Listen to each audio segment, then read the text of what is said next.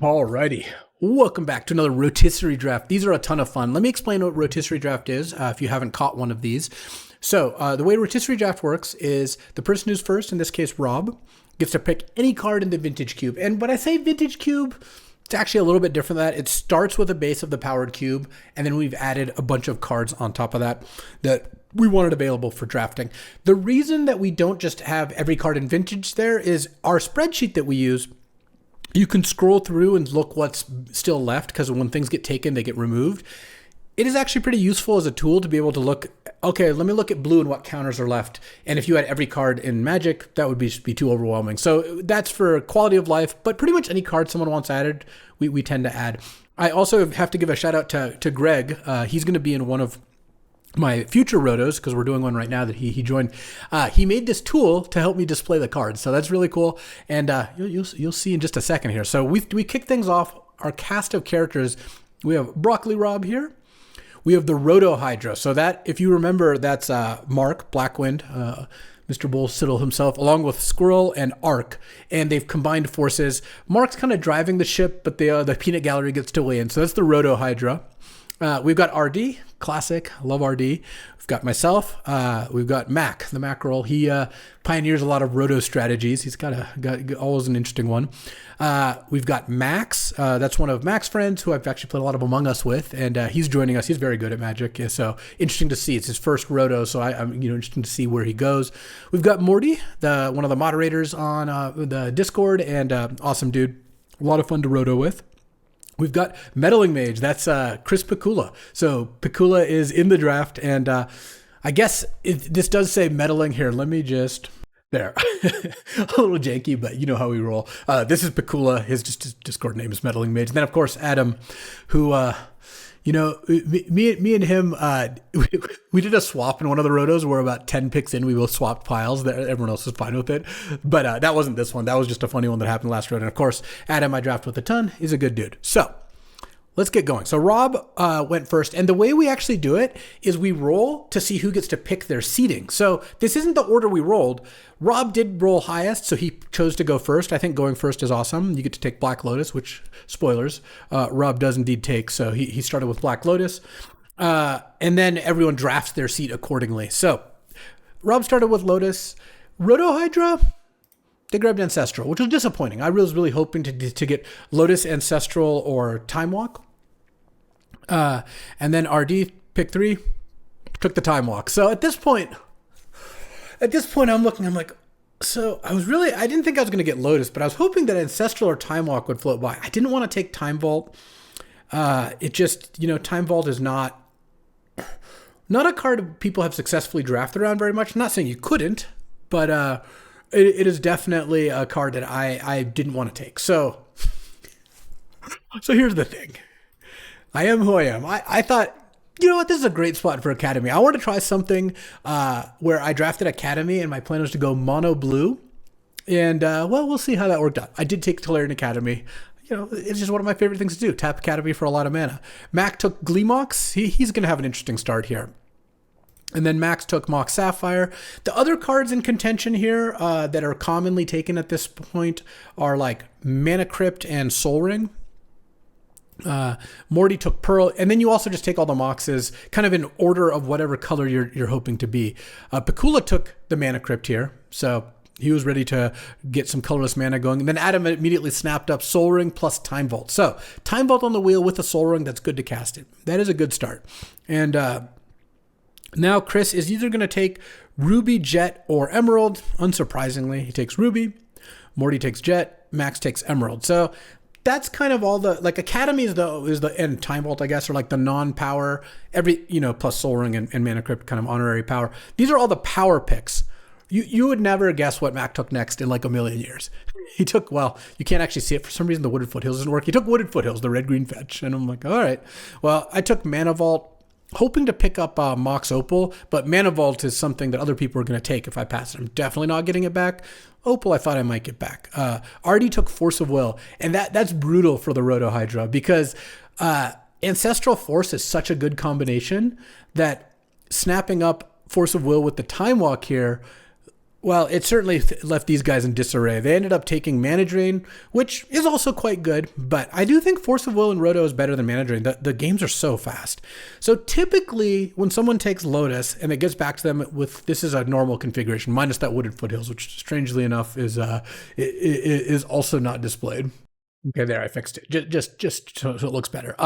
This is a pretty classic start. So at this point, Rob's picks, very likely, this has happened multiple rotos, Demonic Tutor, Vampiric Tutor. Let me see. Whoa, Demonic Tutor, Vampiric Tutor.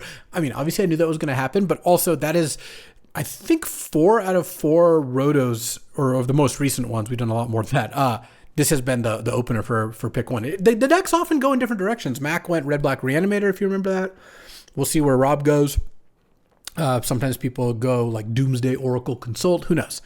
So at this point, I'm looking at the Roto Hydra and I'm thinking, are they taking Force and Negation? That would make some sense to me. They took Force and Negation. RD, okay, 2 things. One, there's not like an obvious pick after this. Like RD could take a Spell Pierce, RD could take like a Strip Mine or Wasteland are actually pretty strong early picks. Could take like a Grim Monolith, but you have to remember that RD is just, he's a wild man. RD is awesome. He is super fun to hang out with and play with, and part of it is because he jams. It is really hard to predict what RD is going to do. In this particular case, he took Flash. Okay, totally reasonable pick, and kind of sets a little bit him on more of a path than anyone else except me is on. Obviously, I'm going to draft Academy. Adam's going to draft Time Vault, though we'll see about that. And RD's going to draft Flash. Rob is generic combo, and who knows what the rest of the people are doing. They've just taken mana so far. I took Mox Opal. It's just getting a bonus Glee Mox in your Academy deck. Mac took Arid Mesa, so he's got a plan. I don't know what the plan is. He's got some kind of plan. And then Max snaps off Mox Diamond. Okay, triple Mox start. Morty, White Plume Adventure. So going with that Pearl, taking the White Plume, saying, all right, I want to draft some white aggro. And then Chris takes the One Ring, which makes sense with Mana Crypt. Though it's kind of an anti-combo with Mana Crypt in the sense that it does end up costing a bunch of life. The protection actually never stops Mana Crypt because you flip on upkeep. So by the time you're flipping, it's already gone. So that is a slight dyssynergy, but casting One Ring earlier is really nice. And then Adam takes Urza's Saga. All right, then I hit myself with a shrink ray so you can see a little better. All right, so now Adam has taken Urza's Saga, and remember, it's his picks going back. So where does he go from there? Could take a key. The Academy deck, especially with Mana Vault, does want a key. Could take a tutor. He ends up taking Thoughtseize. So it's like, oh, Thoughtseize is going to, first of all, commit to a color, which he hadn't done yet, but also it shows that he's looking for a little disruption, and Thoughtseize is one of the best pieces of disruption. Actually, this is slightly on the late side for Thoughtseize getting taken. Max double fetch land kind of led to that a little bit. Then Chris takes Hull Breacher, so he's making another commitment. He's saying, okay, I want to put some draw 7s in my deck. I'm going for like more of a big blue deck, probably with some red, because really, you don't have to be. Morty then snaps off Seasoned Dungeoneer. Very firm commitment. Planting a flag. I have the 2 best white initiative creatures and 2 Moxes. TBD if the Mox Jet's going to mean anything, but besides just a colorless source, but who knows. Max, also a wild card at this point. What are you going to do? Time Twister? Well, that makes sense with all the Moxes. Mac, another fetch land? Yep, indeed. He takes another fetch land. So he's got 3 fetches in a Glee Mox. I'd snap up Grim Monolith. I was so happy to get that back. And now I'm on the lookout for keys, so Adam's got to watch himself. RD then takes Underworld Breach. I told you can't predict this guy. So now he's saying, I want to be a Flash deck and I want to be a Breach deck. One thing that really does make sense, though, is Time Walk Breach is its own combo. It's really strong. On 6 mana, going Breach double Time Walk, that's really good. So a bit of a combo there, though. You assume that RD is now looking for Lion's Eye Diamond and Lotus Petal, though Rob gets a pick now and he's 2 tutors and a Lotus, so we'll see where he goes. I kind of expected the Roto Hydra to take another kind of blue control-ish card, and they took Chrome Mox. Okay, that makes sense. Just a powerful piece of acceleration. Those tend to go quickly. Rob then takes the Lion's Eye Diamond, and is he going to snap up the Lotus Petal? He decides not to. So here's the thing. We, this Wooded Foothills, I kind of cheated it, so it's not actually there. I've mentioned this before, but I'll go over it again. We don't have like a hard and fast rule about taking a card someone else wants, like a hate draft, except that we want the picks to be good for you and not just bad for someone else. What I mean by that is Rob taking Lotus Petal here would be legit. You know, RD might grumble a bit because it's like, oh man, I took breach and now LED petal got taken. But Rob is well within his rights to do that, and we wouldn't give him any crap for it. He gets to do that. However, if Rob took double key there to mess up Adam's time vault, that doesn't help him at all, yes, we do discourage that. Not that it really comes up too much. Rob takes polluted delta, so the run on fetches kind of started by Mac a little bit in the sense that he's doing his own little run, but Rob wanted the delta to shore things up. Roto Hydra still has a very flexible start, and they're going to take 4th Theolingus. Oh, that's a great card. Ancestral, 4th Theolingus, Force, Mana Drain, Chromox. These cards all work pretty well together, despite being a bunch of colors. I kind of expect RD to take Lotus Petal here. He does. And also, by the way, I don't remember at this point what exactly everyone's picks are before I click the button. I haven't reviewed it, so I'm kind of going off a combination of memory, and in this spot, it just makes the most sense to take Petal. I'm pretty sure I took a key here. Oh no, I took Top. Top is incredible. Top, I think, is a really underrated card. I also didn't think Adam was going to take both keys, and if he did, he did. I would survive. But I really wanted to make sure I got Top, because Top with a lot of mana is really, really powerful. Mac, is he going to take a card that shows where he's going? Well, kind of. There was actually a little bit of drama here, so I do want to go into it. Mac originally took Strip Mine here, and then Max was like kind of tilting off because Max was like, oh, I was going to take Strip Mine. I even told you I was going to take Strip Mine when they were talking about their decks and stuff.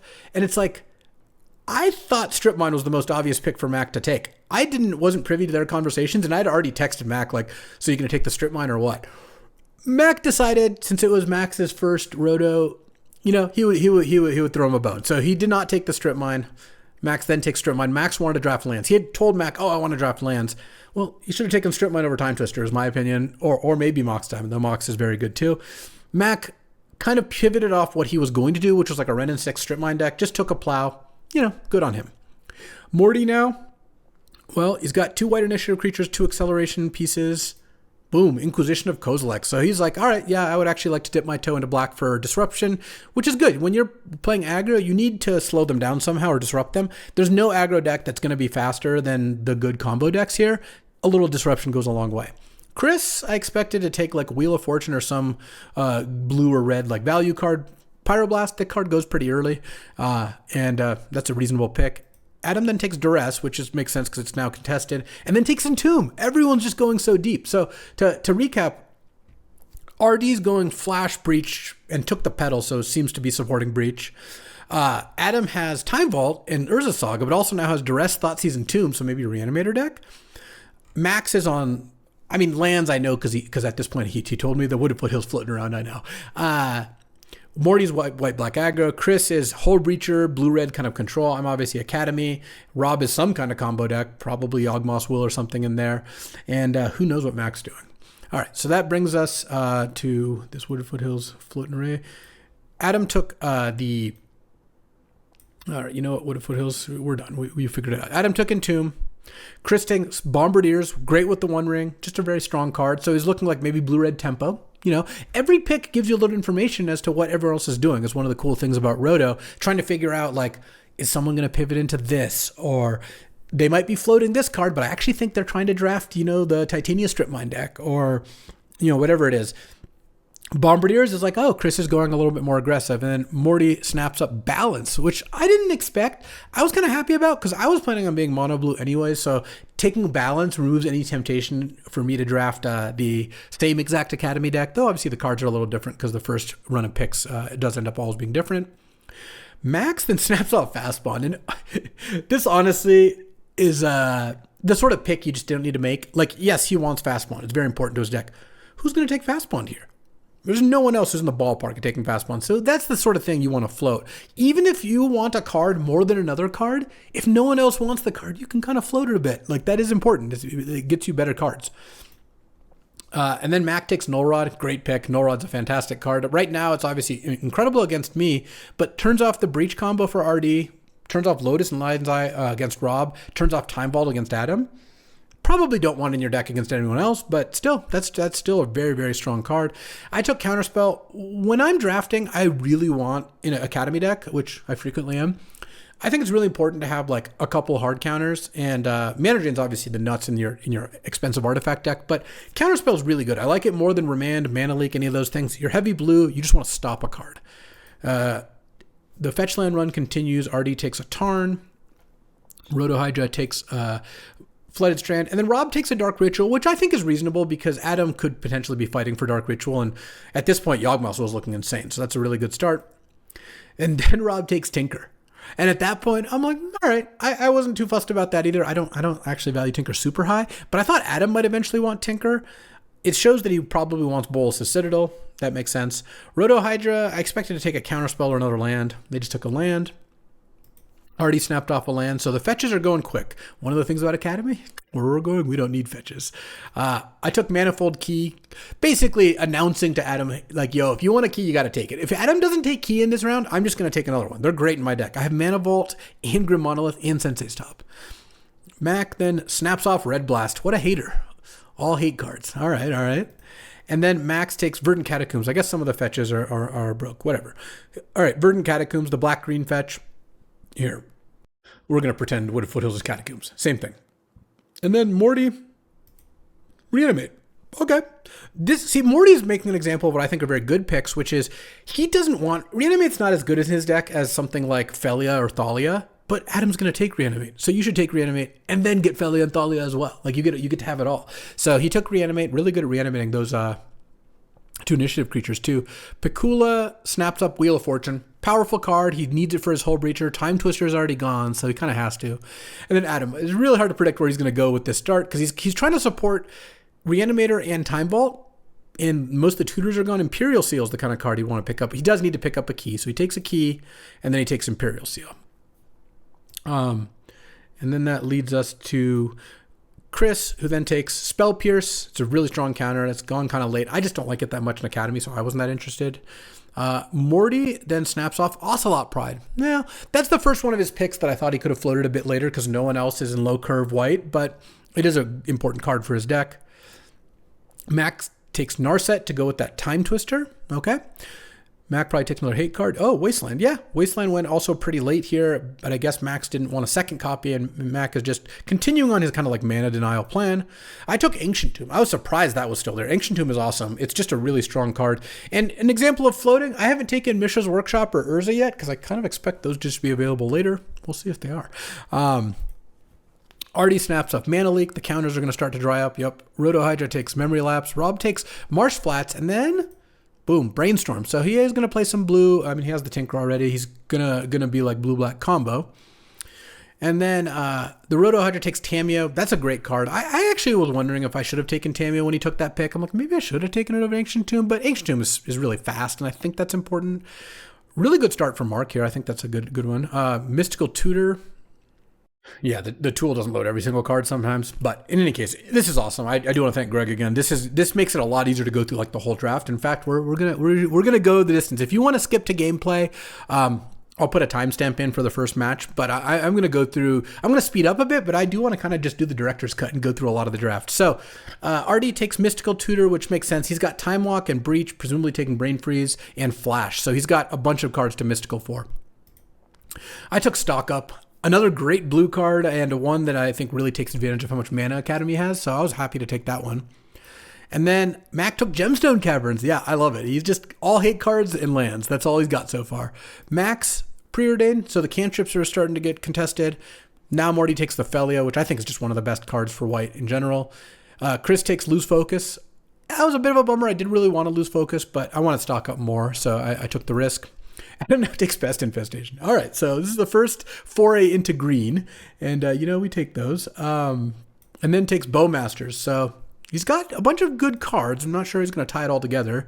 Ragavan for Chris, and Ragavan I think is a very strong card in this format. It's just a really good, cheap, effective card, and against a lot of decks, they don't have a way to block it and don't have much removal, and you just play it on turn one. It can really mess them up. Morty takes Solitude now, really leading into white and kind of cleaning up. There's no other white drafter. In fact, I don't think anyone else has a white card except for Mark, who's got that fourth year Lingus up there. So that's pretty interesting. The Verdant slipped away. And then Max takes Dismember, which if you're blue-green, that's going to be one of the best removal spells you can have. That makes total sense. Mac, I still don't really know where he's going. He takes Mental Misstep, another great card. So he's going to find a way to kill people eventually, but right now, he's stopping them from doing what they're doing. I took Mystic Confluence. This one I might have pulled the trigger on a little too early. The Academy deck can use it really well. The other blue decks, it's a bit expensive for them. But I also liked it in my blue-black deck, so I just like Mystic Confluence. Shocker. RD took Nadu. What? So it's like, RD, what are you doing? What are you trying to do? The answer is everything. So he's got Nadu now, which kind of locks up Greaves, and he's got some combos to choose from. I will say, though, he's locking up a lot of cards by taking these combo cards, and then he can kind of pick and choose which he wants to support. Because, spoiler, he does not play all of the combos in his main deck. He gets to kind of, adjust his deck based on how he wants it. Roto Hydra takes Snapcaster. They have the Ancestral. Makes sense, bunch of counters. And then Rob snaps up Chromatic Star, and I was like, Chromatic Star is so good. And Underground Sea. I really wanted that star. But as Mono Blue, I don't need the star as much, so not a big deal. Teferi for the Roto Hydra. So Teferi now is really making them look just like Jeskai control. That's a good place to be. Artie snaps up a Gitaxian Probe, which I think is actually pretty great with a lot of the cards he's got. It's good with Breach. It's good with, Flash is going to work out. It's a pretty solid card. And then I take Lorien Revealed. Even at Mono Blue, I think the card's really good. And in Academy, again, look at these expensive card draw cards. I just want to have stuff to do with my mana, and Academy generates a lot of mana. If you look at my earlier picks, I have Mox Opal, Academy, Mana Vault, Grim Monolith. So I'm kind of doing it. Look at that. Traveling Mystical Tutor.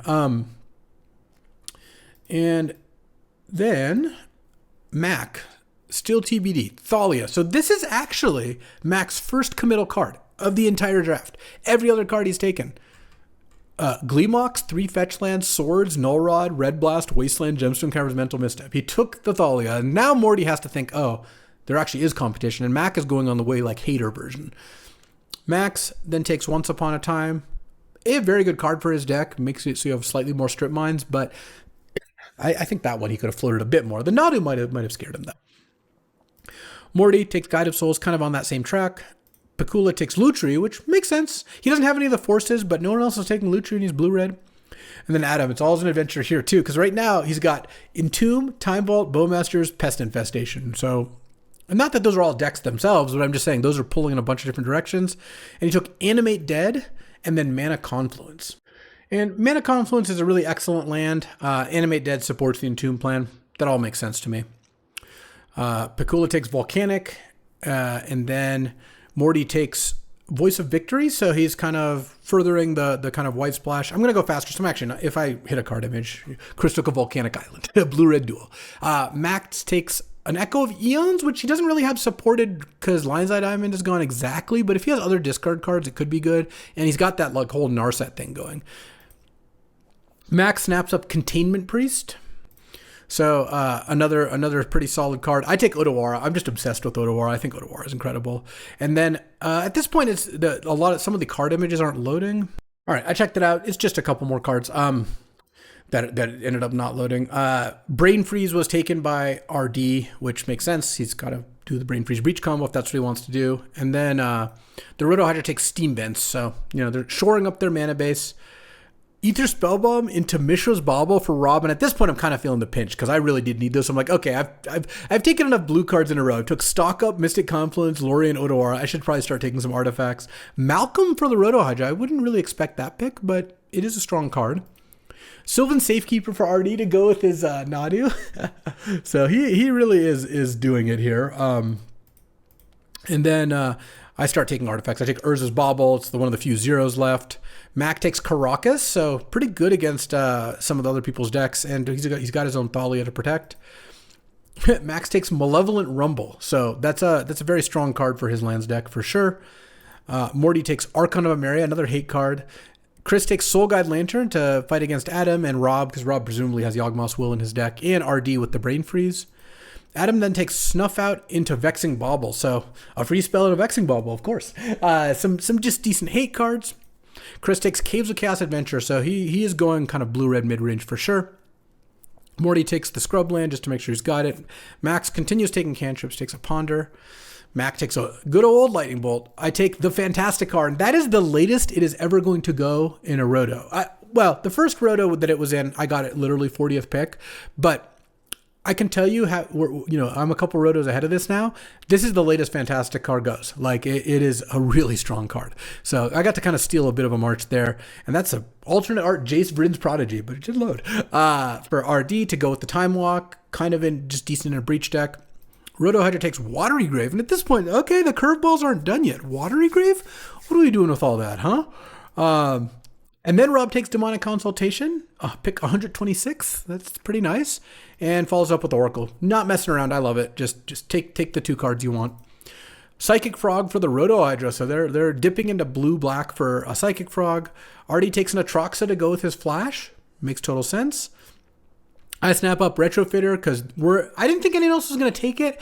But this is the card that if someone else takes it, it's so bad for me. Mac takes Library. So he's on like hate cards in Library, and I like it. Max takes Beseiju. Morty takes Skull Clamp, which I maintain that Skull Clamp is bad in white aggro and Roto. It's too slow. You just don't have the time to do that. Chris takes Spell Snare, which is a pretty strong card, especially since the curve is so much more compressed and the games are so much shorter in Roto than compared to normal Vintage Cube. I don't have Spell Snare in my cube because I don't think people would play it that often. In Roto, I think it's actually quite good. Adam takes Birds of Paradise. He always finds his way back. We always make fun of Adam because he always ends up with a Birds of Paradise in his deck. And let's just say if I started with Soul Ring, Time Vault, Saga, Thoughtseize, and Tomb, it would be pretty challenging for me to get to Birds of Paradise. But the man has a talent. He got there. And then Ignoble Hierarch, sure. Yep, this is where you're at. This is where you're at. Prismatic Vista, the any color fetch for Chris. Deafening Silence for Morty, another hate card. Oko for Max, another great card. And then Mac takes a Portable Hole. That's a card I really like too. But I wasn't playing white, so I didn't really contest it. Sink into Stupor. My plan against hate, because we added a decent amount of hate here. I have Sink into Stupor. I have Odawara, Mystic Confluence, and I'm looking to do some bouncing. RD then takes Swan Song, counter target enchantment, instant, or sorcery, and give them a 2/2 flyer. In a heavily powerful format like this one, it makes sense. Stopping a combo is really good. And then the Roto Hydra took Icicron Scepter. I'm like, what in the world? All right, Icicron Scepter. So I guess they're going to take Orm's Chant. And Orm's Chant has splash damage against the combo deck? Yeah, sure, why not? Rob takes Defense Grid and Toxic Deluge. Some interaction, anti-counters and anti-creatures. Makes sense. There goes the Orm's Chant. Noble Hierarch for RD. So the one-drop run has started. RD at this point has to pull together Breach, Freeze, Flash, Nadu, and we'll see where he ends up on that. I snapped up Urza. Again, I'd just be very sad if someone took it. Mac takes Stony Silence. He's got a plan. The man has a plan. Trop for Max. Of course, he really does need it. Parallax Wave for Morty. All right. And then Miscalc for Meddling Mage. Still some counters left. This draft actually has fewer heavy blue drafters, I think. Well, RD could have been one of them, but he's taking a bunch of green cards, so that changes it. Then there's Picula, Max, but he's doing the lands thing. Mion Academy, which does count, but also doesn't necessarily contest all the stuff. And then these are the Icicron Scepter deck and the Consult Oracle deck are not quite like blue control. So Chris had a pretty solid lane, I feel like. Adam takes Wish Claw. That makes sense with Time Vault. A little harder to do with Entomb. And then Tezzeret, the 3-mana Tezzeret. Chris takes a Braid, great card.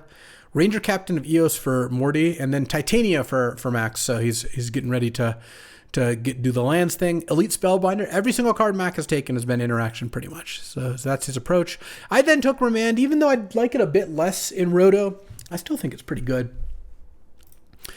Starting Town for RD. Lands still going. Fatal Push for Roto Hydra. So dipping more into black.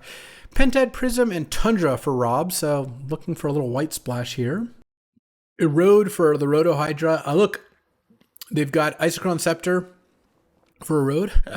RD then takes Breeding Pool, which that Trop pick, I think, made him want that. And another part of Roto's skill, by the way.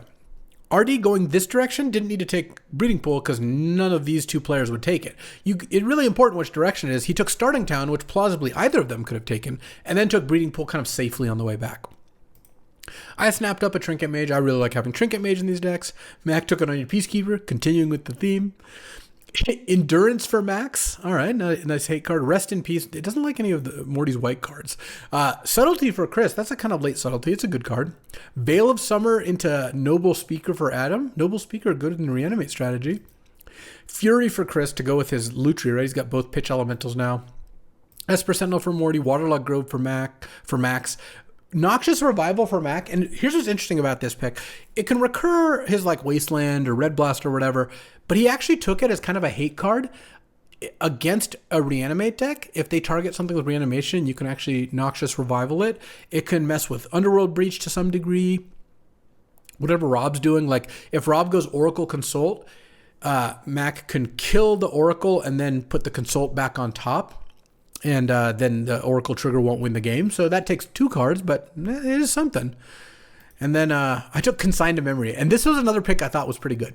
So I took Consign because not only is it a card that I think is good against other people, counters Time Vault, counters the Oracle trigger, can mess with basically mostly for Rob and Adham, but potentially in other matchups too, depending on what they're doing. And it's good against me. It was kind of like a half hate, half defensive draft card.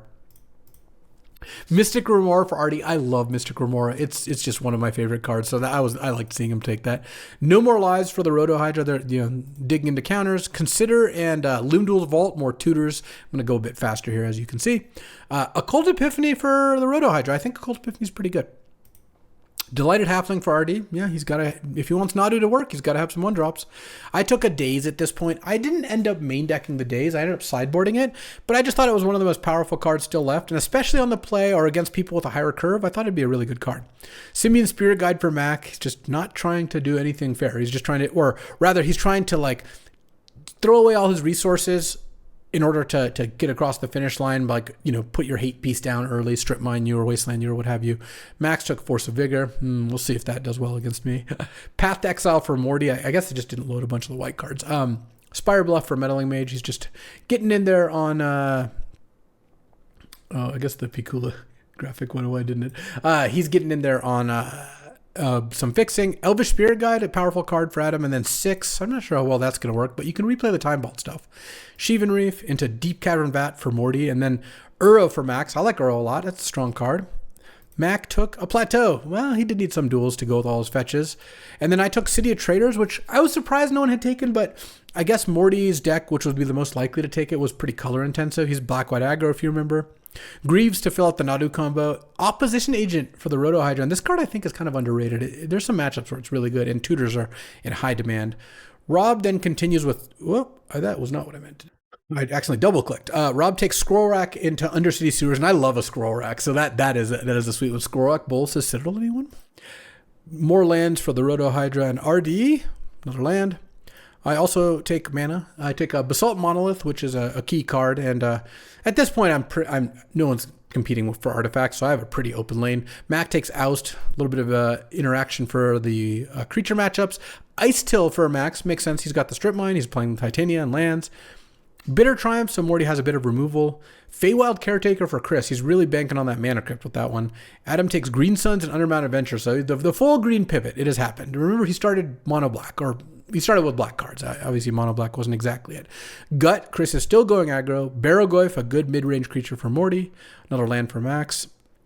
Skyclave, every single card Mac has taken interacts. I love it. I then take Coveted Jewel. I'm planning on taking Kitten and Mishra's Workshop in due course. Ketria Triumph for RD. And then the Roto Hydra takes Dig Through Time, which is their first graveyard use, which makes sense. That is a good card. Mind Twist and Bowls of Citadel. Finally, the house is here for Rob. Roto Hydra then takes Tidebinder, which I think is a great interactive card. It's a really strong one. Hexing Squelcher for RD. He's going to stop the counter spells. I like it. And here I took Ugin, another card which I think is really important for the Academy decks. Just an Ugin can beat most mid-range decks by itself. You don't really need much more. A Johnny for Mac. I'm surprised this one didn't go. This felt like a miss on Morty's part. I think he should have just wanted to take it earlier. I don't know sure over what, because I really do like Deep Cavern Bat. Maybe over to Barrogoyf. Riddler for Max, that's a strong card too. From the Catacombs for Morty, so just going for a little more late game oomph. Chris takes Brazen Borrower as interaction, and Adam takes Taiga Badlands. Note that he didn't have any red cards yet. So, alright, that's a new development. Taiga into Badlands. Chris takes Death Greeter's Champion. Morty then takes Troll of Khazad-dûm, and Max takes another Disenchant. All these disenchants. I feel like my Academy deck's under fire. Look at this Cathar Commando. Disenchant after disenchant. I then just lock up that workshop. Artie takes Orcish Lumberjack. So, yeah, we're jamming. Reprieve for Roto Hydra, and then Dress Down and Silence. Silence being good against Rob. Also, he didn't want Roto Hydra to get a second Silence effect. They then picked up Godless Shrine. Artie took another land. I took Boomerang Basics, the card from Avatar. 1 blue, bounce a permanent. And if it was your permanent, draw a card. Another anti-hate card. Plus, you can bounce your own stuff. Mac snapped up Headliner Scarlet. Max took Unable to Scream. I don't know if you ever even cast that one. Morty took another good white creature in the Sanguine Evangelist. Chris took Dak, and I grimaced a little. Ugh, I don't like seeing that card. It's really good against me. Adam then takes Minsk and Boo into Fable. So the red arc is beginning. I love it. It's a whole adventure every time. Chris takes Fiery Confluence. Morty takes Witch Enchanter, which I think probably should have gotten taken over. That's also another nice pick. Not by Morty, I just mean by someone. There's a lot of white drafters here. Collector Oof for Mac. That's the 1 and a green 2/2 Null Rod. So Max has just slammed a bunch of anti-artifact stuff. He knows who the real threat is. Mac takes Pyrogoyf. He does want to try to win some mid-range games or some games that aren't determined by hate pieces. And if you look at what Mac has, he's actually just turning into red-white. His start could have been anything with all those fetch lands and Gleamlocks, but he settled on red-white. I took another great pick. Got to pat myself on the back here. Karn the Great Creator was not only a card that would be very good against me, it had a couple decent matchups, and I even got to get a card out of my sideboard with it once. Thundering Falls for RD, Sacred Foundry for Roto Hydra, Unmask, and then Salvagers. And it makes sense. We thought Rob was setting up Salvagers. He has Lotus and LED, if you remember. So given the fact that he's got both, it makes sense that Salvagers is where he would want to eventually go. Fire Covenant for the Roto Hydra. They just end up straight 4-color, which is cool. Stomping Ground for RD. Got to make that Lumberjack work, right? I then took Candelabra because it's super important to me. Mac took Mana Tide. The Disruption continues. Leyline of the Void for Max. All right, that's good graveyard hate. Emperor Bones for Morty. Good graveyard hate and a good threat. Chris takes an Iteration, furthering his blue-red mid-range stuff. Adam then takes Generous Ent into Bayou, the black-green land. So he's getting ready to fix his mana as well. Chris takes Chain Lightning. Morty takes Enduring Innocence as a value card. Yavimaya for Max. I'm not sure what he's doing with that Yavimaya, but it was a bit of a hint that he was going to go into Dark Depths, which he does. Palace Jailer for Mac. Thieving Skydiver for me. This was mostly just a defensive draft where I didn't want people playing it against me, but I did actually side it in as well. Metamorphose for the Breach combo for RD. Prismatic Ending because it's great for the Roto Hydra, and then here goes Yogwell, Sunken Ruin. So it's interesting because you can make guesses of where people's going, and I would have gotten Adam's deck wrong by a lot, for example, but Rob is now taking a lot of the cards which I kind of thought he would. So it's good to know how predictable these starts can be. Another land for the Hydra. Spellseeker for RD gets a Flash and Time Walk. So he's got some good options, and Brain Freeze. Displacer Kitten, I'm just kind of trying to do that thing. Flage for Mac, I think that's a really strong card. Flage by itself can just beat the kind of creature decks, so I think picking that up is genius. Exploration for Max, he just wants a second effect of that. Ephemerate for Morty, I wasn't sure what he was doing with this, but he does have a Solitude hanging out up here. And who knows, maybe he'll pick up some other, and the Initiative guys, so that's decent. Fairy Mastermind for Chris, and then Savannah into Comet for Adam. So he's just straight 4-color mid-range with Time Vault, and I don't think he even ends up playing the Entomb. Currency Converter for Chris. I would consider taking Currency Converter. I decided I didn't really care about it, so I never ended up taking it, and then I couldn't. Morty with another removal spell. Zurin Orb for Max, that makes sense. Ademi for Mac, probably one of his weakest cards, just another threat. I took a Ballista. I don't always play the Ballista, but I like it against the creature decks. Muddle the Mixture for RD. It's a nice find. That can go tutor all his cards. Breach, Brain Freeze, Time Walk, Flash. They all cost 2 mana. Lightning Greaves for Nadu.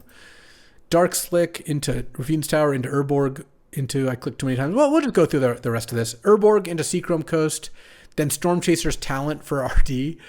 I picked up Map, Time Spiral, Forensic Gadgeteer, Mightstone and Weakstone, Shelldock Isle, Talon Gates, Talisman, and then Stern Scolding. Of note, Max took a Trinisphere. Morty took Helm of Obedience to go with his Dothy Voidwalker, and Rest in Peace, I think he also got. Doomsday did end up in Rob's pile. Chain of Smog, Witherbloom ended up in Adam's, and everyone kind of just filled out their decks from there. So, got some matches to play. I recorded almost all the matches. I think I recorded 6 or 7 of the 8, and so let's get to it. Let's do some battling. But I will show you the decks first. All right, in order, this is Rob's deck. So this is Citadel, Beseech, Tendril, Salvagers, Tinker, Yogwill, Doomsday, Defense Grid, Consult, Oracle, Demonic Tutor, Vampiric Tutor, Lotus, of course, LED. The biggest weakness of Rob's deck is he's got no discard. And he doesn't have any counter spells. So he's got Defense Grid. It's going to be big for him, but he doesn't really have a way to disrupt the opponent. He's faster than everyone else, presumably. But against a deck with counters, well, hopefully that can stop him. The Roto Hydra ended up with basically an Esper deck splashing 4th Earlingus, Ancestral, Orm's Chant, Erode, Reprieve, Malcolm, Lapse, Force and Negation, 2 Teferis, Dig Through Time, Psychic Frog. So they had some pretty good disruption, some anti-creature stuff in the sideboard. RD ended up with Greaves, Nadu, Safekeeper in the sideboard, Breach, Brain Freeze in the main deck, Petal, Probe. He has a Tasha's Hideous Laughter he picked up late in the draft to mill them, and it mills them. It exiles cards until they hit 20 mana cost of cards. Not very good against me, but pretty brutal against Rob. And then World's Spine Atraxa for Flash. He's got Force of Will, Tameo.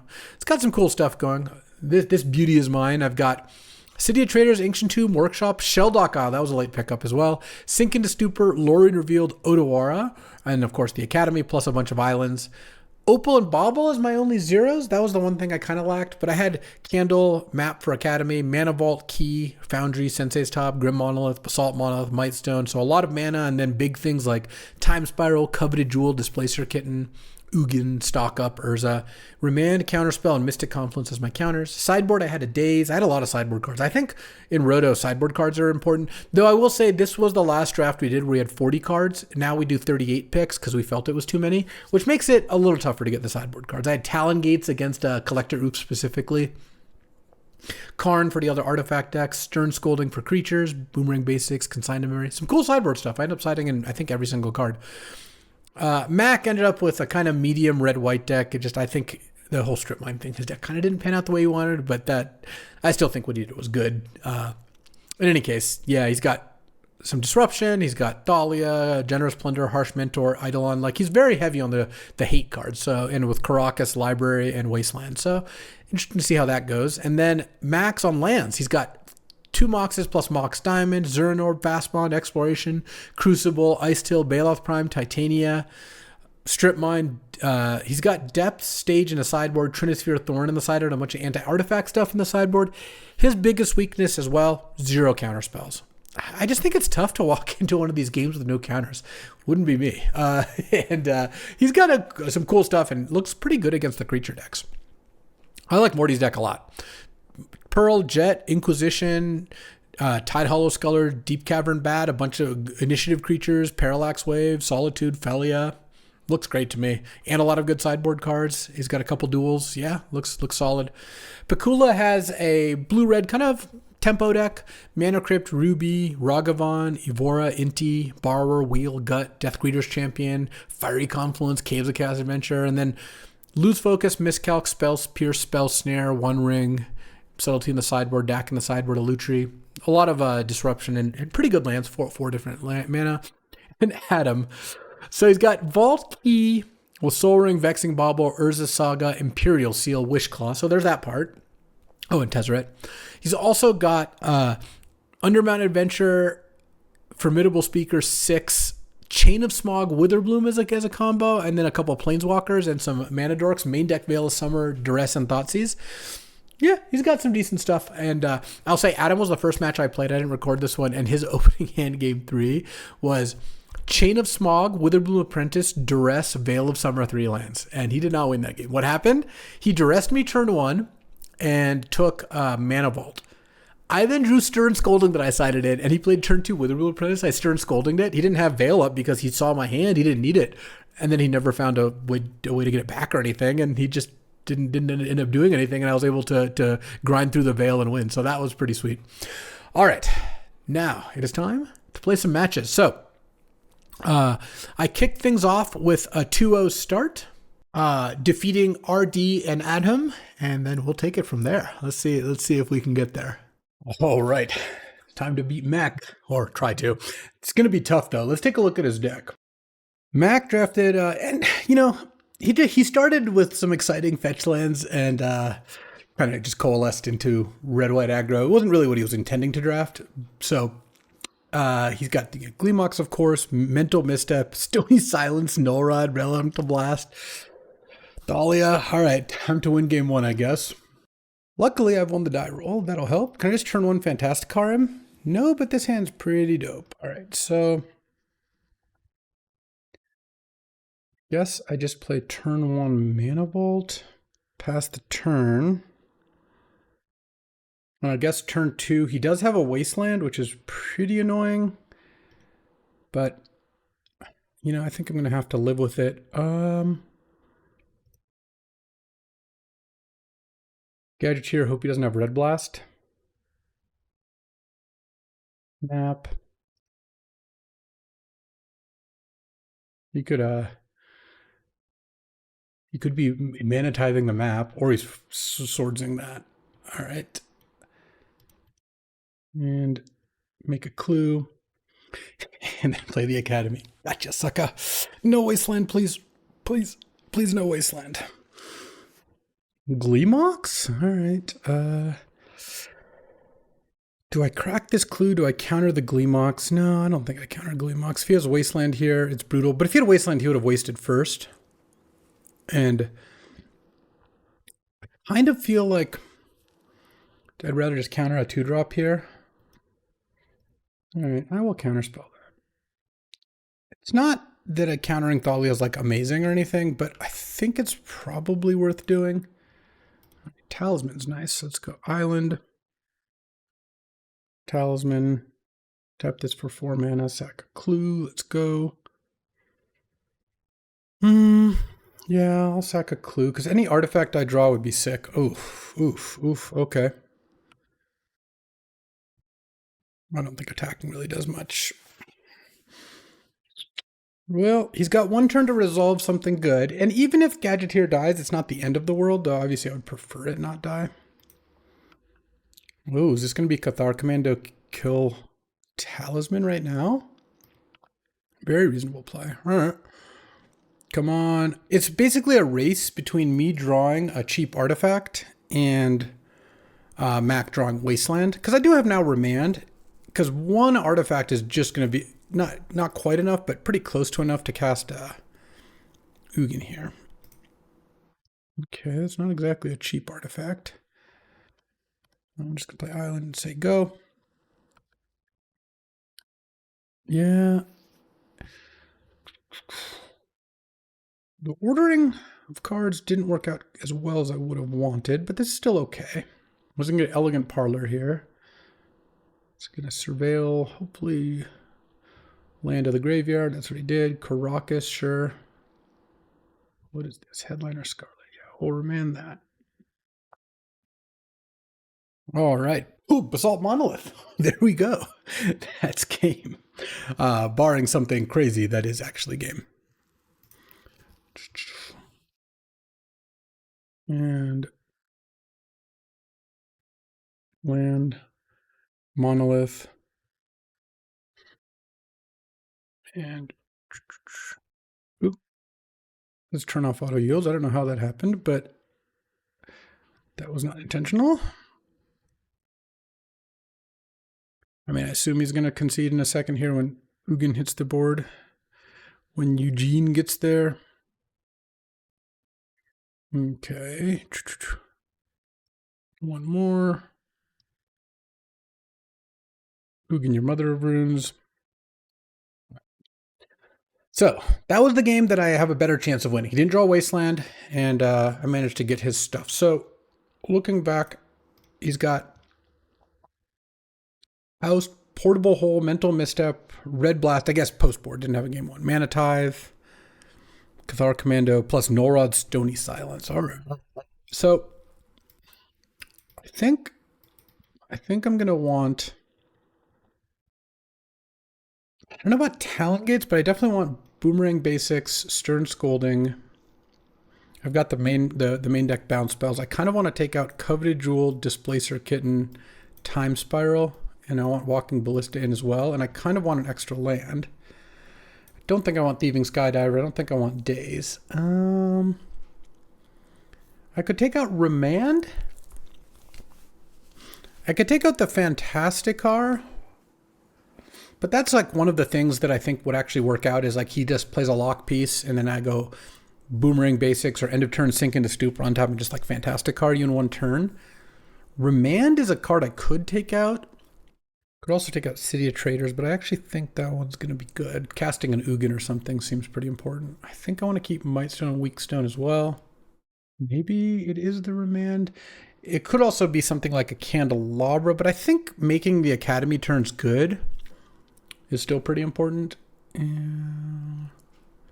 Yeah, I guess I'll take out a Remand for now. I don't know. It might not be good, but his deck has a lot of flash creatures. It has Mana Tithe, Pyroblast. He's on the play. Yeah, I mean, I'll keep this hand. Turn on Caracas, Gleemox, Generous Plunder. All right. Let's play Sensei's top. So the funny thing is if I draw a Workshop, this is a very fast Fantasticar. In fact, I think if I draw a Workshop or Academy, assuming he doesn't play another hate piece, I actually could just do the thing. All right, I'm going to take 4 here. And hope he doesn't have Stony Silence or Null Rod, huh? But I still think Workshop would be incredible here. All right. Probably going to have to take Fantasticar because I'm pretty close to going Fantasticar, Bauble, Boomerang Basics, Bauble. Literally just 4 mana. That's enough because you go Fantasticar, Bauble, Basics, Bauble. Mishra's Workshop still goes pretty hard here. Sink into Stupor. All right, can I just draw Workshop? Let's see. Honestly, if I upkeep spin top, I think that's fine too. Well, let's see if this works. Workshop, Fantasticar, Bauble. No. Boomerang Basics, the Bauble.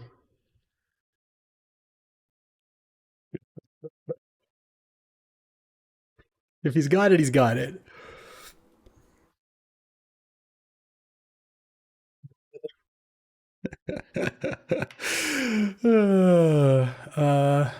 No, I don't want it to become an artifact creature. Yes, I want to sacrifice it. Always against Mac. It has to be against Mac. It's really something. All right, he goes to 4. The game's technically not over, but I think it's going to be pretty tough. I will bobble him. He's a Wasteland in hand. All right, so he had a pretty good one. Bolt me, I go to 13. All right, I'm going to probably tap the top here because he can attack me for 5, 9, 10. So I guess if he has Flayed or something, I could die. I'm going to take 5, yeah, 9. Draw with that. It's Flayed or bust. Well, not exactly, but... Okay, I guess I'll draw with this. Funny. All right, I go to 3. What a match. He does it again. All right, and now we're playing against Max. We've got a cool deck. Mox Diamond, Mox Emerald, Mox Sapphire, Azuran Orb, Exploration, Fastball, Crop Rotation, Depth Stage, Strip Mine. That's the one I got to worry about. Look at this game 1. He's got a Natural State, a Strip Mine, a Narset. Some ways to replay Strip Mine, of course. And I guess an Oko. He has no counterspells and no way to disrupt me. And then post-board, he does get Collector Roof and Force of Vigor. And Trinisphere and Thorn of Amethyst, right? I don't think he's actually boarding in against me. So I feel like unless I get Strip Mined out, it's probably a pretty solid matchup. Though he does have the capability of turn 1-ing, right? He's got Fastball and Crucible Orb. Let's see how this goes. Oh, I'm on the play? I don't mind that. And, what is this hand? This hand can be a relatively fast Candelabra into Time Spiral, assuming I draw another artifact. And what I can do is lead on Sheldock and turn 2 Ancient Tomb Trinket Mage. And then turn 3, maybe time spiral. It'll really depend on what I draw on turn 2. On turn 3, I guess. But on turn 2 is when I have to decide what I'm trinket maging for. The options are Candelabra, Mana Vault, I guess Mox Opal and top, but I'm not really that likely to want to fetch those up at this point in time. And one thing that would be ideal, he has, again, no counterspells, is I just go Academy, Time Spiral in the same turn so that he never has an opportunity to strip mine it. Kept 6. Don't need an upkeep, stop shell dock. And I guess I'll put Manifold. I do realize that whatever I put under there could get hit by a strip mine, but I'm not that worried. All right. Let's see what his turn 1 is. He's got a lot of explosive draws. That's the one thing, is he traded Disruption for explosive draws. Well, all right. Mox Fast Bond. Zurin Orb. No lands. Interesting. Oh, stock up? I guess I should just do that instead of casting Trinket Mage. Okay, I'm going to pick up Mana Vault. I'm worried about Crucible, if you guys land Crucible. How can I have the most explosive turn next turn? I think it is just getting the Retrofitter. I guess I could also... No, getting Gadgeteer isn't good. I'll get Retrofitter and pass the turn. Hope he doesn't land Crucible me. Preordain. Okay, that makes it less likely. I have all the 2-mana lands. I don't think he has any 2-mana lands in his deck. He has Natural State, so I guess I do have to watch out for that. But that shouldn't be a huge issue. So I can cast Mana Vault, Retrofitter, and then tap Mana Vault and Retrofitter to Trinket Mage for Candle. And then play Academy, tap it for 3. Again, assuming he doesn't do anything. Untap all 3 of my lands. And then tap it for 6 and cast Time Spiral. That's certainly an option. Okay, and 2 top. Island go, huh? All right. Talisman is solid too. It's kind of break even. Save mana. So if I go Talisman, well, it's not break even if I untap Academy, but if I go Talisman, Mana Vault, Trinket Mage, I mean, I guess I'm 1 short no matter what I do.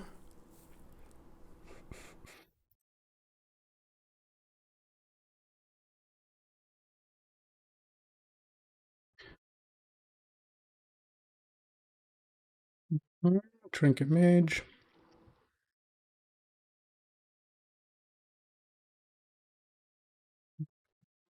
Candelabra of Tanos. Play the Candle. Academy. Play Retrofitter. Feels like I'm getting Natural Stated here.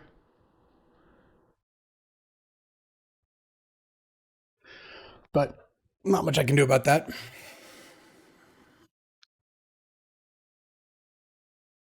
Okay, untap these 2. And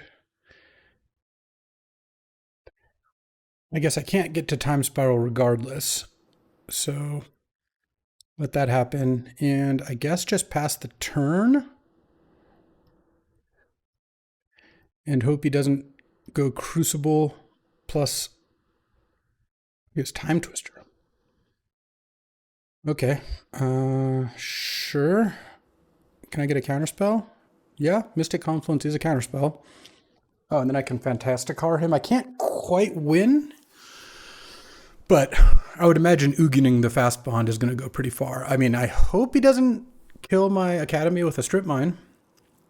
That would be unfortunate, but I would still be in, I think, pretty okay shape. Ponder. I don't think I'm supposed to counter it. If I counter it, it gives him fewer opportunities to dig into Strip Mine, but with Fastbond Zernorbat, I'm a little worried about Crucible. I guess you'd have to have at this point 3 lands and then Crucible. Am I supposed to counter Ponder and draw 2 there? Seems like no, but I guess I could be the case. I'm not sure. And now the Shelldock Isle is actually oh, I guess it was a time twist. Yeah, it's not that close to being on. I mean, if I missed a confluence, it could be. Not that Manifold Key's like amazing, but I'm just looking at ways to.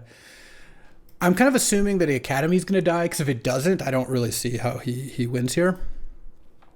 And even if it does, I still have 7 mana for artifacts, 6 mana for not artifacts. Like I could just play Coveted Jewel, Fantastic Car, and probably. Oh, and then Manifold. I think. Let's see if I go Workshop. Yeah, I would. Assuming I don't cast Mystic Confluence, which I'm pretty likely to cast end of turn here, no matter what he does.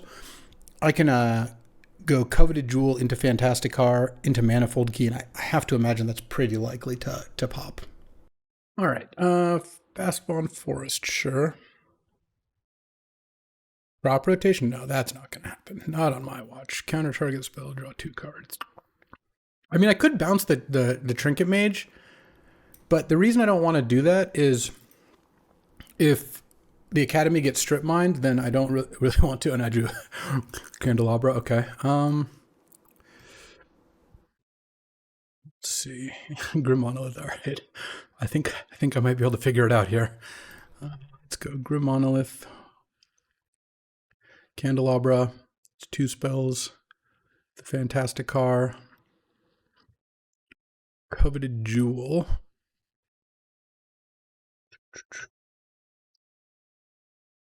Okay. I guess I'm like 2 damage short of winning this turn. Well, not quite, because he has fast one, I guess. But okay, yeah. I don't really think he could come back from there, but who knows? All right. So looking again at his deck list here, Collector Oof, Force of Vigor. Still no counterspells at all. So, all right. I want Talon Gates. I definitely want Karn. He's got a bunch of artifacts. Like he's got 3 Moxes and critically the Zern Orb, which makes a bunch of his stuff work. He does not have Sylvan Safekeeper, so. I want Talon Gates. I want Karn. Consign to Memory. It's triggered ability, so it doesn't stop Strip Mine. I don't think I want Consign. I don't think Countering Artifact is good enough. Boomerang Basics, maybe for the oof.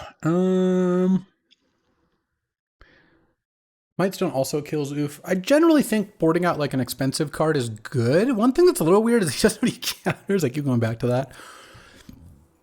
I mean, I could board out a land for the Talon Gates. That's fine.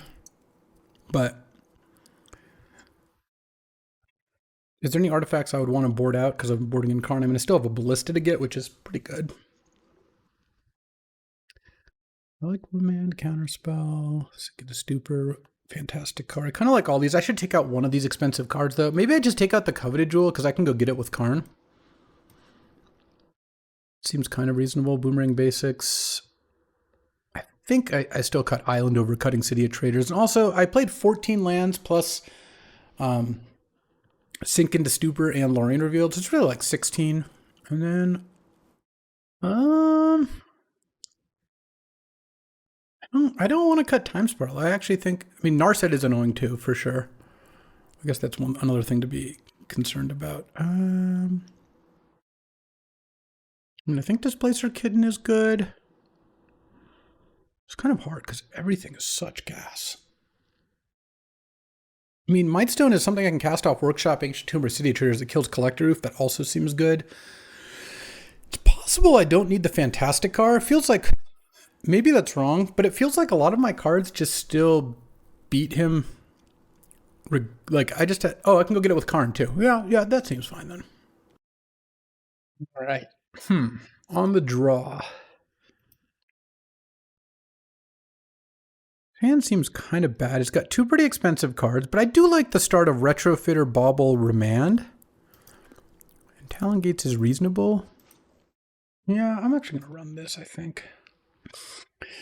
It's not like Max has a ton of land destruction either. He's got a Strip Mine with, Crucible and Titania to bring it back, but Oh, is this like a turn 1 Time Twister or something? I can't really do anything about that regardless. Or turn 1 Narset, turn 1 Crucible. Okay, if he strip mines me out, I guess he strip mines me out. Let's play the bobble. Yeah, I think that's fine. Play Retrofitter, pass the turn. All right, no strip mine, please. That island. Okay. Please no strip mine. I mean, if it's strip mine, I'm pretty much dead. If it's not, then, you know, we play on. Thespian stage, okay. And then they can play the island out of the graveyard and pass the turn. All right, I guess I'll just wait. Okay, keep up Remand and Retrofitter. Retrofitter dunks on dark decks pretty nicely. That is good. And if he doesn't do anything, I'll just make a token. And at this point, I think I do want to bobble, see what his last card is. Forest, all right. Take my turn. Because also I have some good cards if I draw. For example, Mishra's Workshop, cast Basalt Monolith, and now I'm a Gadgeteer away from winning, but also I've got a Mystic Confluence up, Remand, Counterspell. So the card I need him not to draw is the card of the match. It is Strip Mine. If he draws Strip Mine, it's quite bad for me. If he doesn't have a lot of time before Ugin hits the board here. Yep, you got to drop.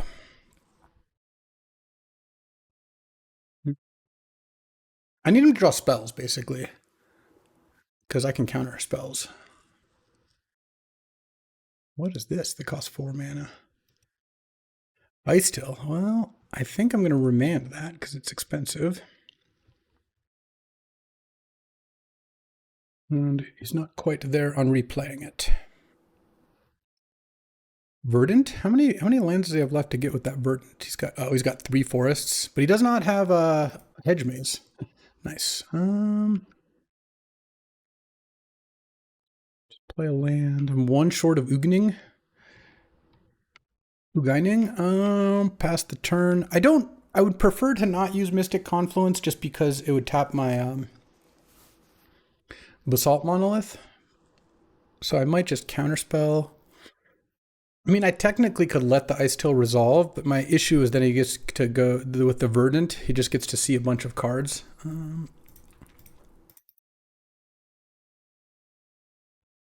And that could bring him closer to Strip Mine. Oh, Nurturing Peatland. All right. Gets to draw an extra card. Probably can't play too much this turn. All right, didn't find the oof. Sack a servo. Just take my turn. Sensei's top, huh?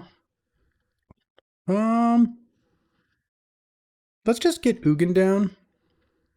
I feel like it solves a lot of problems having it in play.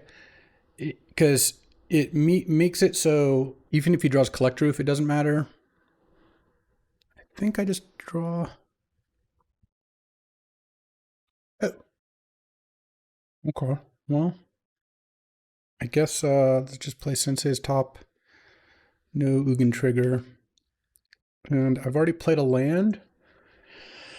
I don't think tapping the top to just draw does anything, so I will attack for 1, and he's got 1 turn to draw something before I make infinite tokens. And Collector Roof doesn't do anything, Strip Mine doesn't do anything.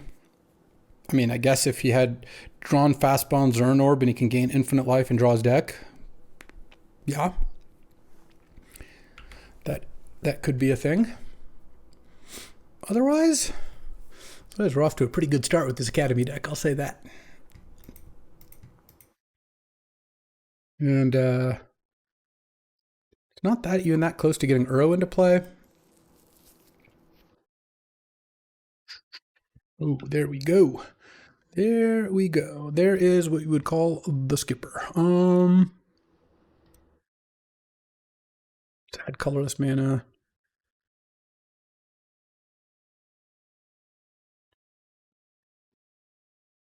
Wait, hold on. Let's see. 3, 6, 7 mana. Yeah. I guess actually I'm supposed to play Talon Gates.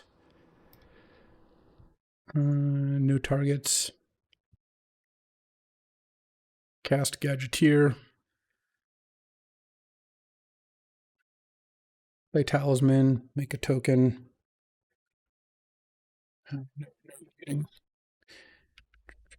Investigate. And I'll just untap this. Okay.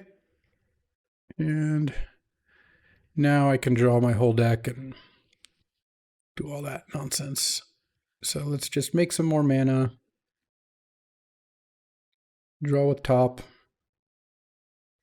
Crack the clue. Draw. Play top. And there we go. All right. The artifacts march on.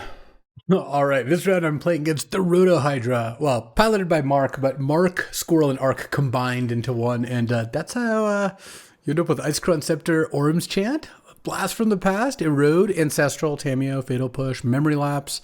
So Memory Lapse, Force Negation, Opposition Agent against map, Tidebinder, Mana Drain, No More Lies, a bunch of counter spells, but no Stone Rains or no Ways to Kill My Academy, and no really anti-artifact sideboard cards. So, well, let's see how this goes. All right, I would like to play first, and man, this is pretty close to a full Fantastic Card. I mean, I'm definitely gonna keep the hand. Because I can go Fantastic Card, Talisman, Bauble. The problem is, I don't need ones. Or, sorry, I don't have another 1 or 0 in my hand. I think what I'm going to do is just go turn 1 Fantastic Car and kind of see what I draw, but then the next two turns I can just go animate this, attack for 4, animate this, attack for 4. It seems reasonable. The only thing is, if I like didn't play anything on turn 1 and I drew a 1 or a 0, I could technically Fantastic Car, but I think I'll just do this and then just pass. Mark does, I'm just going to call it Mark, even though I know they all drafted together. Erode and Fatal Push. So Erode is like the only removal spell that can really hit the Fantastic Car here with 1 mana. A fetch into Fatal Push. Let me see, just to go back again, they have Misty and Flooded Strand, and Misty can get Watery Grave. Yeah, so fetch land go, and I don't think I want to make this into a thing and attack, or at least I would consider not doing so. Let's see what I draw. Huh. Grim Monolith is interesting. I guess if I play Monolith, and then animate Fantastic Car. Oh. Ancestral, sure. Okay, and then Talisman, I have to make sure to use the artifact mana. Island, Urza, and I guess I don't want to play the Bauble. As it turns out, I would have been able to pop Fantastic Car on turn 2 if I did otherwise, but I think I'm putting enough pressure on the board that this is going to work out pretty nicely. Turn 1, 4/4, turn 2, Urza. Your counter spells are really bad now. Okay, just draw the discard to hand size. City of Traders, huh? Let's see. I guess what I'm going to do is Bauble. Turn Fantastic Car into a thingamajig. Play City of Traders. And I guess I'm not flipping this anyway, so I'm just going to attack. He's got nothing he can really do to block, but I want to see if what he does here. And I'm going to spin Urza afterwards. The thing that is a little awkward is he does have Mana Drain. So if I spin Urza and hit like a Time Spiral or an Ugin, is it even good? Well, this is why I attacked first, so I can see what happens. Oh, he does have the Malcolm. I guess I should spin Urza in response, because I don't really see reason not to. What if I hit a counterspell? I did not. Is he going to chump here? What is happening? Why are we playing Malcolm right now? Does he have balance? No? Hmm. I'll play my opal, I guess. And pass the turn? I mean, I have lethal out. Guess he just figured might as well. I don't know. Maybe the block seems like it'd be available the next turn as well. So Tidebinder is definitely a thing here.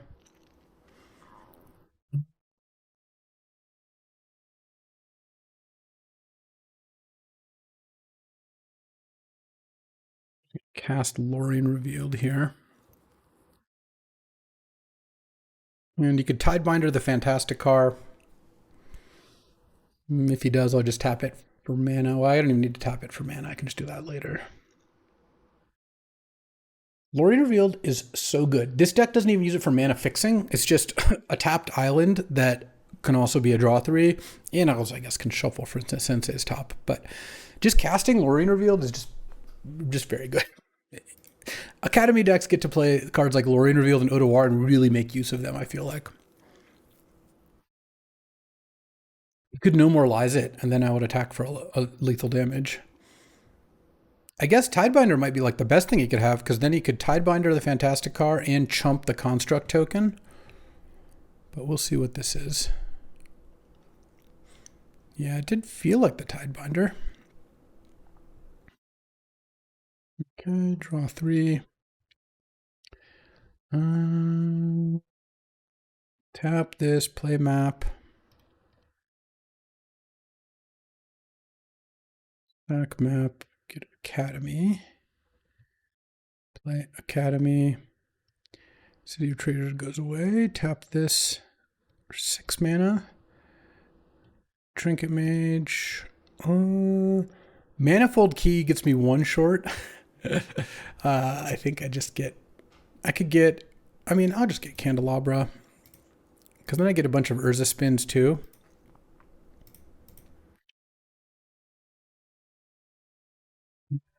Tap this.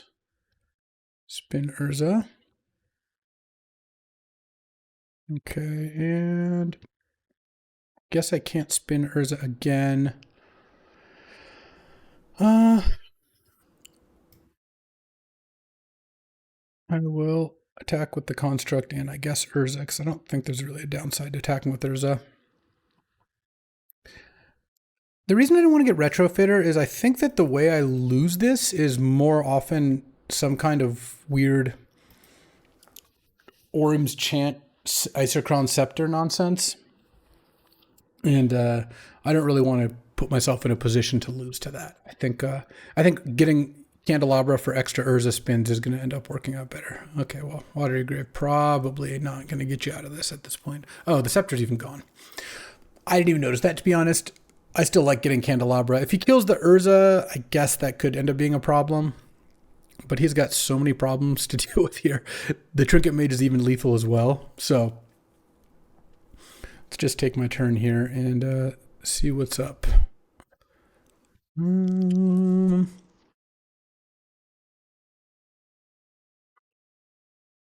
Tap this. I guess I'll spin with Urza. Sure, I guess I'll cast Coveted Jewel. I mean, you could play a counterspell if you had an Erode also, but not that many counters that would really work here. Double white. Oh, Reprieve. Okay. Play Coveted Jewel again.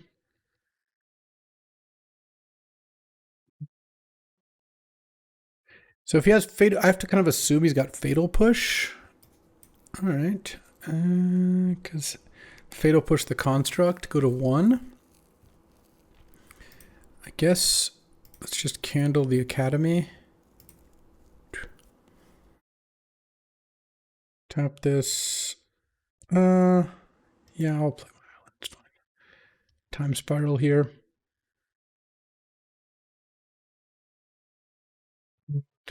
He's got to have the fatal push and response, yeah. Tap this for blue. Untap these 4 lands. And then sink into Stupor the Tidebinder to attack with my Trinket Mage for lethal. Well, actually, the Fantastic car also will be lethal. If he redrew Force of Negation, he gets the Force of Negation it, but it's not going to work. Counter target spell, draw 2 cards.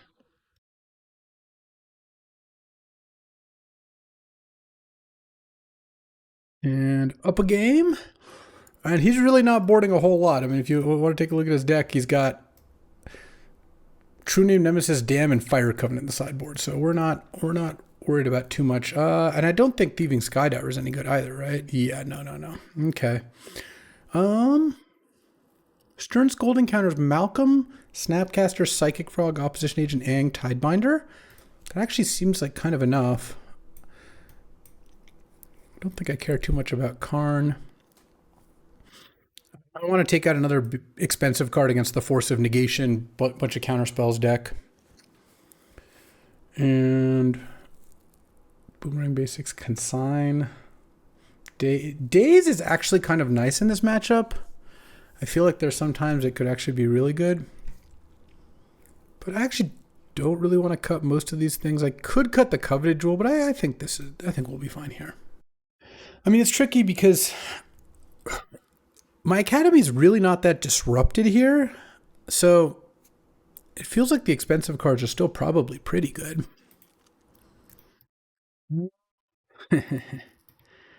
So if I draw another island, this hand's really good, and I have a Stern Scolding. What the hell?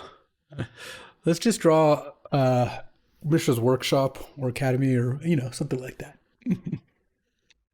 I get to play turn 1 map. I mean, Psychic Frog is kind of annoying, so I could consider holding the Stern Scolding. Or I could just play Shelldock. Let's just go Shelly. Ugin under Shelldock is awesome here. He's got no way to kill Shelldock, and eventually we're going to get to a point where I can do that. Hopefully he doesn't have turn 2 Psychic Frog, and maybe I should have just played defensively for that, but that's like literally the only card that it would be good against. I mean, Stern Scolding is good later, but I don't need to leave it up on turn 1. Okay. Ooh, we're not getting Psychic Frog. Nice. And we're not getting Ice Crown Scepter. Also nice. Island. Let's play map here. He didn't counter it. All right. Then I'll pass. I'll definitely Stern Scolding a Malcolm here. If he plays one end of turn. Oh, yeah. Stern Scolding has been worth its weight in gold. It's a really good card when it works out. And the only thing that's awkward here is sacking map. I can't even get Academy right now. At least not with the current setup, but we'll see what Mark does. Also, Tidebinder is potentially devastating. He's got 4 cards in hand. I mean, I still think I Stern Scolding the Malcolm. I don't think that's too close, but what am I doing next turn? I actually could consider, so I've got a couple different plays. It changes a lot if I draw a land too. What if I drew Ancient Tomb? That would be gassy. I could leave up Counterspell if Mark doesn't do anything, but missing a land drop sounds pretty bad. I could play Monolith, tap Monolith, and then map. Oh, it looks like he's going to play something here.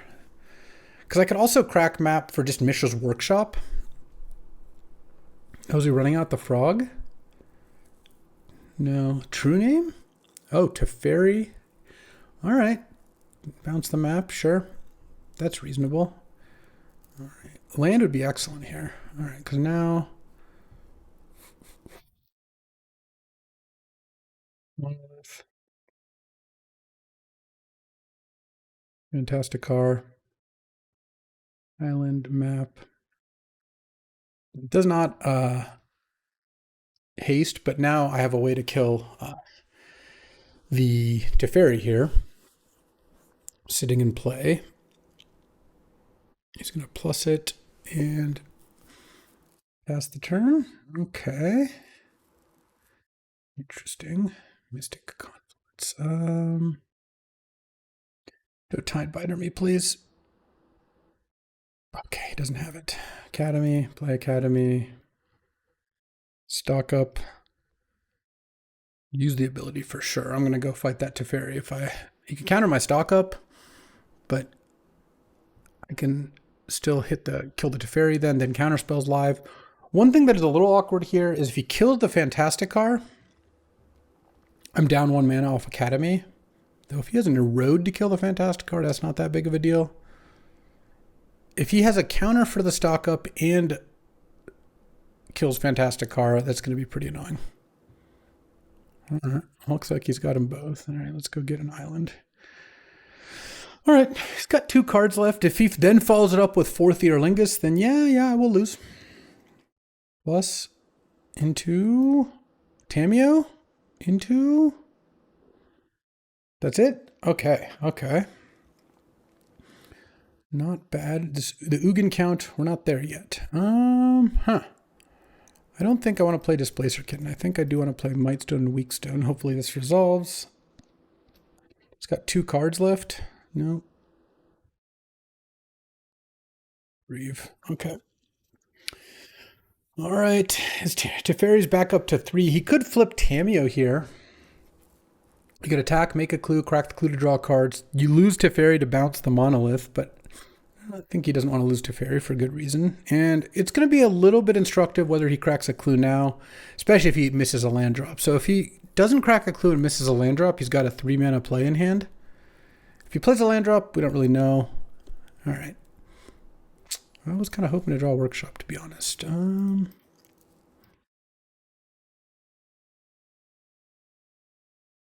be out of counters yet?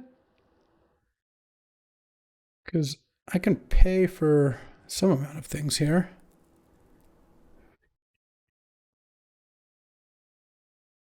Okay. Ugin's getting closer. He does get to mana drain here, unfortunately. This Teferi is getting me pretty good. And I don't have the mana to do anything else. So I guess that's it. All right. I have 1 mana off Academy, 3 mana. Yeah, let's pass the turn. We're getting close, but we're not there yet. He's managed to counter a lot of spells in a row. Mana Drain, Reprieve, Snapcaster, Erode Your Thing. So he's got a lot of removal. Uh-oh. Does he? And he found the 4th Theorlingus. Okay. Guess I'm dead.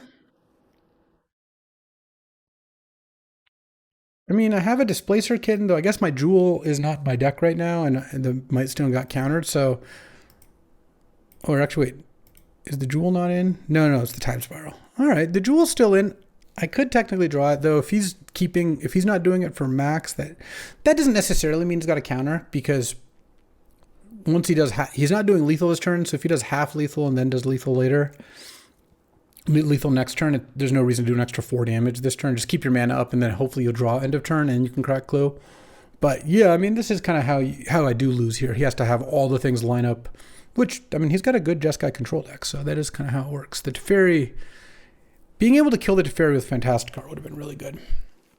I was 1 spell short of triggering it, but I wasn't that close to having that spell. I would have needed to draw 2 cards that turn for that to happen. It is brutal that the Shelldock is out, and I haven't managed to Shelldock. If I drew a cheap artifact, I'd go to 23. I could Confluence, draw 3, play Ugin, but then I don't think I could get Kitten Ugin down. I was just going for the full amount. Okay. And so now I just need to literally draw Coveted Jewel, and I probably do win. All right. Well, let's hope that happens. Snap Mana Drain, huh? You're going to have Force Negation too? Coveted Jewel. Yeah, I think I have a really good shot at winning if I draw Coveted Jewel. It's not necessarily... What did he bounce? Snapcaster? That's just a crazy play to make. Come on. All right. Just... I don't know. Oh, you really want to flip Tamio, I guess? Sure. That does not do much. I'm at 4. I'm facing down 7 tokens. All right. On to game 3. Good beats, good beats.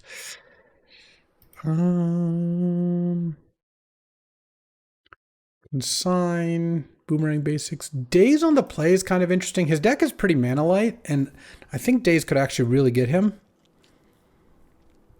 Maybe it's just time to take out Kitten Jewel, put in Daze, and maybe I just put the Time Spiral back in. Or the problem with a Ballista is I don't know that a Ballista is going to win me the game. My concern is that it might not. Maybe I just keep the Jewel. The Kitten also seems good. I still think I like Stern Scolding, though. Stop Snapcaster, Tidebinder. Yeah, just a lot of stuff. But I like the idea of Daze. And like the idea of all the expensive cards. I don't want to take... No, Retrofitter seems good. Trinket Maze. I mean, I think Fantastic Art is pretty good. You know, if I'm cutting Kitten, maybe I just do cut the Time Spiral. Or maybe I just play the Karn. Is Karn good? Karn doesn't seem that good. Boomerang Basics. Consign. Time Spiral. Huh. Time Spiral. Or I could just play the Ballista. Pretty bad against Psychic Frog. Good against Malcolm. It's fine against Teferi. No, all right. I actually will try playing Ballista because I think it's just like a decent-ish threat, and it doesn't get hit by Force of Negation, which is kind of nice. All right. On the play, let's go Workshop, Academy, Action. Okay, I guess I'll keep this hand.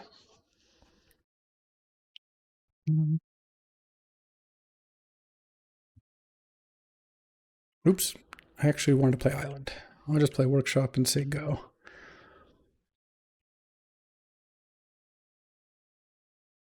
And I should have played Island, though I don't think it matters tons. All right. Oh, there we go. Monolith. I was hoping to draw a spell here. Fantasticar. Bauble. Retrofitter. Oh, Days back up. No. All right. I even had the Days, so it wouldn't even have worked if you had Force of Negation there.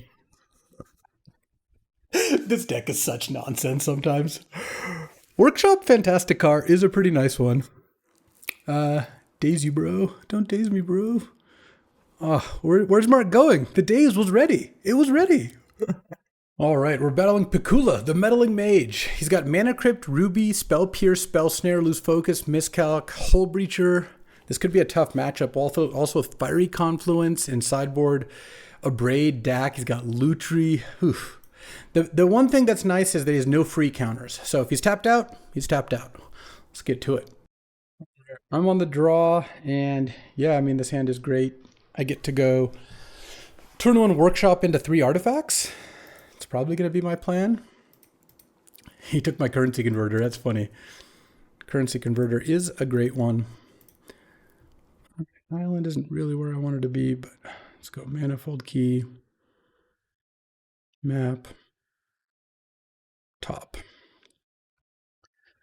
Pass the turn, and just needed a Fantasticar. And next turn, I can start doing Sensei's top things depending on what he does. Let's just draw. That's really funny. I think I'm just going to play Island and say go here. And he's going to do his thing. I think I'm going to, in response to him currency converting, tap top, manifold it, untap it, draw, see if I do it correctly this time. What you got? Picula. Brazen Borrower the map. Oh, I love that. So let's go draw, untap top.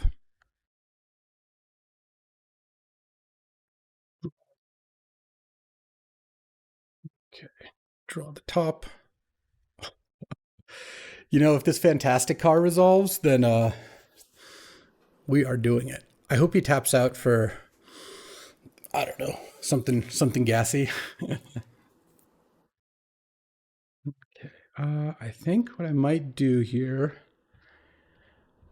is tap this for Sensei's top. I was hoping he would counter it. And then now these counters. Yeah, so you could have lose focus here. I think I'm going to play Retrofitter.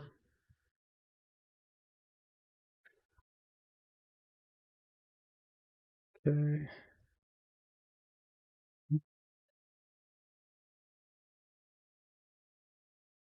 For a fantastic car here. Bobble.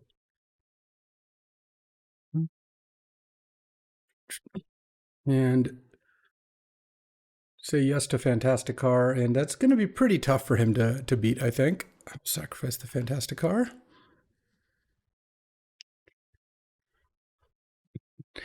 Fantastic Car is a nice one. And I don't really know how he gets out of this. He can One Ring to maybe live a little longer, but not a whole lot else you can do. Do some converting of currency. That's going to be, it's not going to get you there, I don't think. I mean, again, the One Ring buys him time. Fiery Confluence doesn't even quite do it. And then now I'm going to just use key top. Let's go Bobble you. Feywild Caretaker. Do this now. I just want to make sure I don't get Hull Breachered here. Candelabra. All right. Pass the turn. Draw off Bobble. I guess he can't really even Hull Breacher me. I don't even know what I'm talking about. He's got to play One Ring. Otherwise, he's just dead. But I still get to do a bunch of stuff on my turn. And he does have Hull Breacher Wheel, I guess, is like the thing I need to kind of watch out for. Okay, let's go Gadgeteer.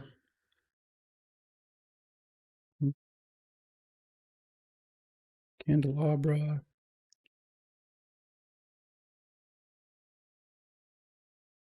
Map. You know what's nice is I get to play Opal here. And I get to crack. I mean, I think I can actually basically just go off this turn. I get to crack this spending 1 because of the Gadgeteer. So now I can get Academy, play top. I mean, we're just going busted here. Turn 3, Fantastic Car, and then turn 4, this. Academy, tap this for mana. Candlestick, these 3. And yeah. I would say that'll about do it. So, post board, this is where I kind of wish I had a Kappa Cannoneer because he's going to have a lot of removal. He's got Pyroblast, Braid, Dak. Those 3 plus the Fiery Confluence in the main. So let's see how we can go here. Karn stops One Ring in both his mana artifacts. I don't think I want Ballista. Thieving Skydiver could be okay. Daze could be okay based on kind of him not having like tons of mana. I do think, as usual, I mean, Shelldock is going to be really strong in this matchup. I kind of want to take out the expensive cards. That is just my general playbook because once they're stopping you from doing what you want to do, it becomes more important to have cheaper cards. I don't know that Thieving Skydiver is going to do much. I want Karn. Maybe, do I want Stern Scolding? Let's see. It counters Ragavan, kind of. Inti, Evora, Death Greeter. Oh, yeah. He's Toll Breacher, Bombardier. So Stern Scolding is actually kind of the nuts. I don't think I want Talon Gates, Boomerang Basics, Consign. No. All right, let's see how this one goes. On the draw once more. And so far, Michel's Workshop and Fantastic Car have come as a pair, which I gotta say is pretty nice. I do think this is one of my harder matchups in this roto, so getting out of this with a win would be awesome. Yeah, I'm in for this. It's a little slow. Bakula is mulling here. If I draw like a Talisman, it's awesome. Basically, if I draw artifacts to go with my Mox Opal Mishra's Workshop, it's great. And my deck is almost all artifacts. So if I draw lands, I still just get to kind of get up there. Well, this is where it's weak against this hand. Turn 1 Gut or something, Evora, whatever. All right. I would really like to draw an artifact. This is where Karn doesn't look so bad if I could get that into play. Any Mana Vaults? Mana Vault would be kind of sick, actually. Let's see what we got. He has a Ruby, too. All right, all right. Okay, Mightstone and Weakstone is really not too bad. I'm just going to play Island, say go. If I draw something, I mean, we'll see. I really need him not to have like a big play this turn. No Bombardiers, no Gut. If he has that, then it's going to be bad. I hope he has more reactive cards. Like he just needs to counterspell. I wouldn't, I guess, really want him to have Dak Faden in hand, but like an Abrade would be fine. Just pass the turn. You don't have to get on the board. You can just pass the turn. Nice, nice. Island, say go. And if he uses the blood token. All right, he is using the blood token, discarding nothing? No counterspell being discarded or artifact. I mean, drawing Urza wasn't exactly what I was hoping for. Oh, what is this? Just subtlety, just getting cast? Weekly Magic Online patch, sure. Brazen Borrower. I'm just going to remand that. I need to cast my remand, and I need to stop him from getting more stuff here. Now he's going to discard the Borrower. Yeah. Okay. Next turn, I'm going to go Workshop and Mightstone. Try to kill that Evora. See if he lets me. I'm still waiting for that Mana Vault, though. That would still be really good. If I could kill Evora and then get a Karn into play, but we're talking multiple turns here. All right, he's looting now, or rummaging now, which I guess is a good sign because he didn't have. It means his hand just doesn't have anything he wants to play. But I guess we'll see. All right. Whoa, there's the Mana Vault. Interesting. So if I cast Mana Vault and then I cast Mightstone, that doesn't help me, so I think I'm just going to cast Mightstone here. I assume it's going to get countered, but I might be able to open the door to a nice play next turn. I'd be shocked if this resolved. Hopefully he has like Pyroblast, and though if he had Pyroblast, he would have probably countered the remand. No, maybe not. Okay, unsurprising. This is getting countered here. Lose focus. All right. Pass the turn. Oh no. What is this? Traumatic Critique for 1? No. Hull Breacher. Okay. Well, he's got no cards in hand. I'm going to get hit for 7. Next turn. I guess I'm not going to be able to get an Ugin to play next turn, most likely. If I drew like a Talisman, I could. Did he just draw Wheel of Fortune? That'd be pretty sick. Oh, Ragavan. Take 9 down to 6, and he gets to Ragavan me. Yeah, this one's not looking so good. Makes a blood token in exiles. A stock up. I mean, I didn't want to draw the stock up at this point, but obviously that's just the nuts here. He top deck Ragavan into stock up in a game where I was already probably losing. Let's see. So if I go, I'm only 1 mana short of playing Ugin next turn by tapping Workshop to play Mana Vault, but that's with a land drop. It's pretty hard to imagine getting that 1 land. All right. Look, I'll just get the bad luck out of the way in game 2 when I'm already. I just got to go to game 3. Yeah, turn on Evora with a counter was a lot. Oh my god, I even drew the artifact. Okay, well, we'll see if this works.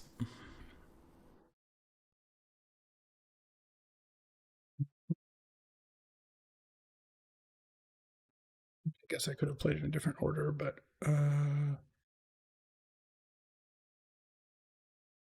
Ugin 6. I think I exile the Hull Breacher here.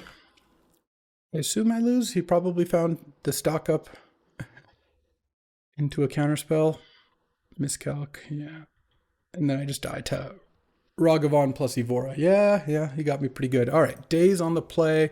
The Karn seemed like it would be fine. Obviously, Skydiver would have been kind of the nuts there, but am I really supposed to play it? He's got Ruby Encrypt and Currency Converter if he has it in still, which he might not, in one ring. That's not, like, incredible. Maybe I want Ballista. His threats aren't amazing. I mean, Ballista could be good. But what do I cut at that point? Maybe I just don't play the Karn. Yeah, I'll just play Ballista instead. Part of the problem is Karn does get just blocked by his creatures or attacked by his creatures, so I think I'll do this. All right, on the play, let's go. Busted hand. Turn one Fantastic Car? I don't think this is a busted hand, but I think I will keep it. I think I play turn one Talisman. Like, it's possible that I end up regretting that because I don't have an artifact to play for Gadgeteer, but a Talisman's too expensive not to. I don't think I'm supposed to go just turn two Gadgeteer. This way, if I draw a cheap artifact, I get some good stuff. He had the Mox. He might kill the Talisman here. If he just leaves mana up, I don't know that I play Gadgeteer into it. I think I can just go land go. I actually wouldn't mind him abrading the Talisman here, because now this Gadgeteer is a little more likely to survive. Drawing a 0 would be nice too. Oh, I'll just play stock up though. Okay, what am I going to pick up? Oh, definitely want Grim. And I think it's Stern Scolding over Shelldock. Let's see what he does this turn. I really hope this is not the turn he drops like a big creature. Inty, okay. That's interesting. How do I play this?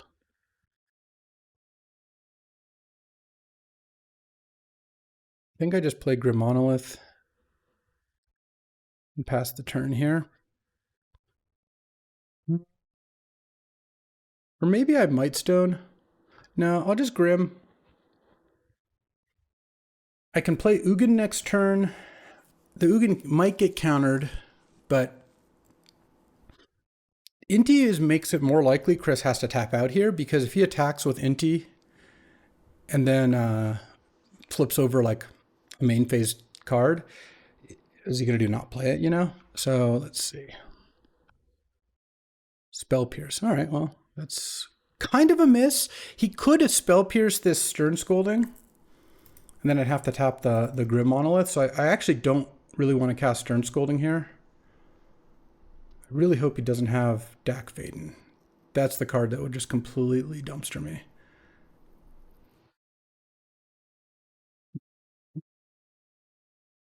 Okay, that's interesting. Okay, so now I get to Ugin and then do some exiling. He has two cards in hand, about to be 3. All right.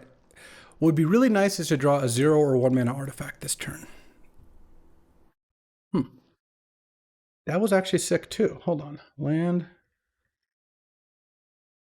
Ugin. Exile Caves of Chaos Adventure. Had 3 mana. Fantastic Car. Exile Inti. And then now the Fantastic Car threatens to get in there next turn and take the initiative and have an Ugin in play. All right. That was a pretty good draw. He's going to go to the Lost Well, I would imagine.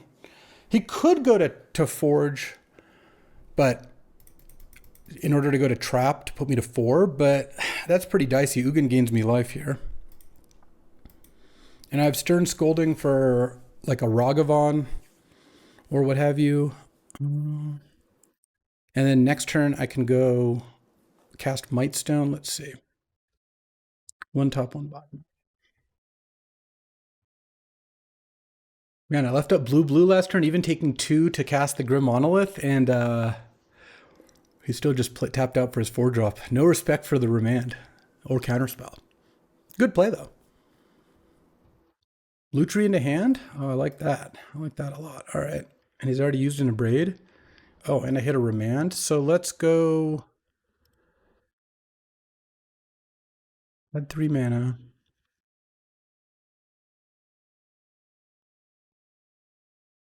Go to 7. Make Fantastic Car a thing. Mightstone, draw 2. I'm just going to attack with Fantasticar, and I don't think... Do I want to play anything? I kind of don't think so.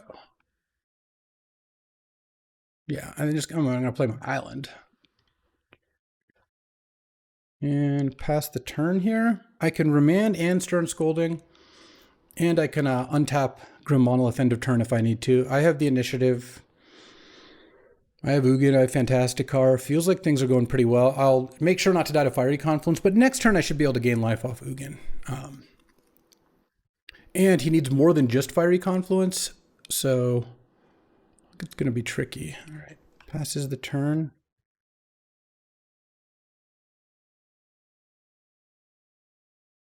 Untap the Monolith, take my turn. I'll go into the Lost Well, I think. Because we have this fantastic car that's about to be lethal in a second. Assuming I can, I don't think I need to play the island first, because I could draw Academy. Counterspell, I mean, I would imagine that's pretty close to just getting it done here. Trinket Mage. There's a Pyroblast. So what's interesting here is I think I go Counterspell on Pyroblast. You animate the thing.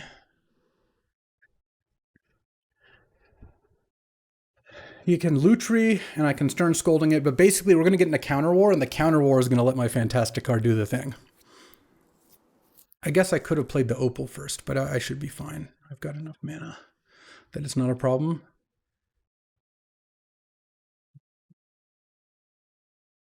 This is Lutri. Stern Scolding the Lutri. Now we're at 4 if the Trinket Mage resolves. So I don't want to use the Fantastic Car's ability because I want to make it into all things and I don't want it to get bolted down. Not that he really could, I wouldn't say. And he knows about the Mox Opal. Wow, I would not have guessed that this game would involve me not playing Forensic Gadgeteer. That is surprising to me. Yes. Let's just go with Mana Vault, I guess. Mox Opal. No targets for Ugin. No. Mana Vault. No targets for Ugin. That's 16. There we go. Academy wins again. Whew. This Academy deck's been drawing nice. Alrighty. Let's battle against the Doomsday deck. Playing as Broccoli Rob on Black Lotus, LED, Street Wraith, Bauble, Doomsday, Oracle, Console, Defense Grid, Salvagers, Tendrils, Beseech, Tinker for Citadel, and for sideboard, he's got Silence, Dress Down, Unmasked, Mind Twist, Chalice. Yeah, I'm not too worried about those. All right. I'm on the play. Let's go first. We want a fast hand. Oh, we don't want whatever this is. That hand's awful. This hand, yeah, this hand's good. It's kind of interesting what I'm supposed to put back because I get to go map into Academy, and then I have Candelabra. But if I put the Bauble back, then I don't add any mana. Or if I put Urza back, I don't have anything to do. I still think I'm actually supposed to put Urza back. Rob's also mulling. I'm just not putting Counterspell back, and I think that Bauble, once I have Candelabra, and given that I have Academy coming, I really don't think I can afford to put back that. Let's see. And past the turn. Obviously not sacking Urza's Bauble. Basically, Urza's Bauble like kind of tapped for 2 mana of sorts. So think I kind of had to do that. All right. And I have a decent amount of good expensive cards like that one. All right, so I'm pretty glad I didn't keep Urza. It was basically, am I going to draw a cheap artifact or an expensive card? And I have a good amount of both, but I thought it was worse to be stuck with multiple expensive cards and nothing to do than to be stuck with lots of mana, because it's easier to get out of it once you draw a lot of mana. For example, let's say instead of a stock up, I just drew another cheap artifact or another land. Like, yeah, I would have preferred, I kept it on top, to have more mana then, but if you have 7 or 8 mana and then you draw like a stock up, you can go off. And if I have Urza and a bunch of cards stuck in my hand, it's a lot harder to go from there. Okay, get Academy, and then I need to see how many counters does he have. He's got Brainstorm, Consider, Vamp. So no counters, no discard. Okay. Take my turn. Any Mox Opals? Sensei's top's not bad. Candelabra. Sensei's top. 3. Untap these 3. Tap this for 3. Stock up. All right. Well, I'll take Remand and Manifold Key. And I'm not going to play the Manifold Key now, but I've got things kind of set. Is he going to Limb Duels Vault me end of turn? Oh, yeah. All right. I've got only 1 counter. Next turn I'll have kind of up 2. It's not like Remand and Counterspell. Like, Remand is not a permanent counter against a deck with all cheap cards, but obviously it can do something. Counterspell's still good here. And we've got some good mana. I mean, with Manifold Key to untap Candelabra, next turn, I was unfortunately mana short. I could go Manifold Key, untap Candle, but I couldn't untap Academy. Next turn, I'll have a ton of mana. I'll play this 4, 3, 7, untap this 6, untap 5, 9 mana without playing anything. All right.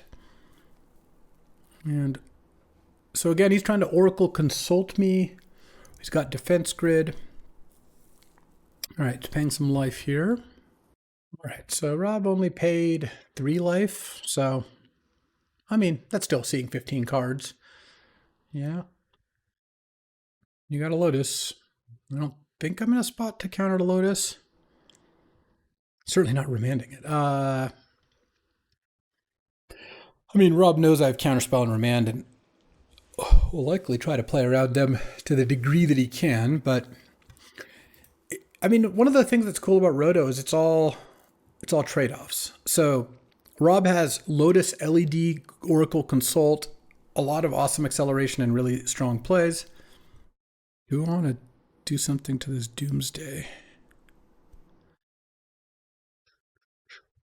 You know what? I'm going to let him do it. I'll see what he does. The thing is, if I remand it, he could sack Lotus, pay for it, and then shuffle the Lotus back. If I counterspell it, obviously he could still do something, but Doomsday's a hard card, and I have double counter, and I have a somewhat of a decent shot of finding, like if I find Mystic Confluence, depending on what else I find, I might have the mana to do both. We'll see. Or all 3, I guess. I could also potentially find a Fantastic card and just win on the spot. So that is an option too. Okay, so what's been exiled? Tendrils, Tinker, Defense Grid is not, but no, he has that. Oh no, he does have it main. Okay, so that's actually not bad because Defense Grid isn't going to do that much because I have so much mana.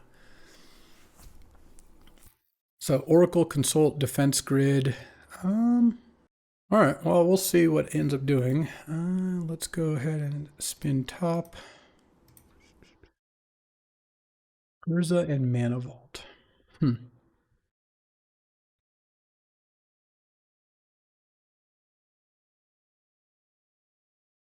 just draw Mana Vault here.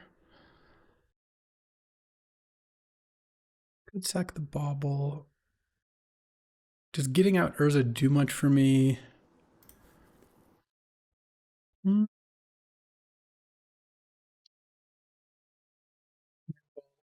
Manifold Key. Tap this for 5. Draw a card. Play Urza. And tap this Candelabra, these 3.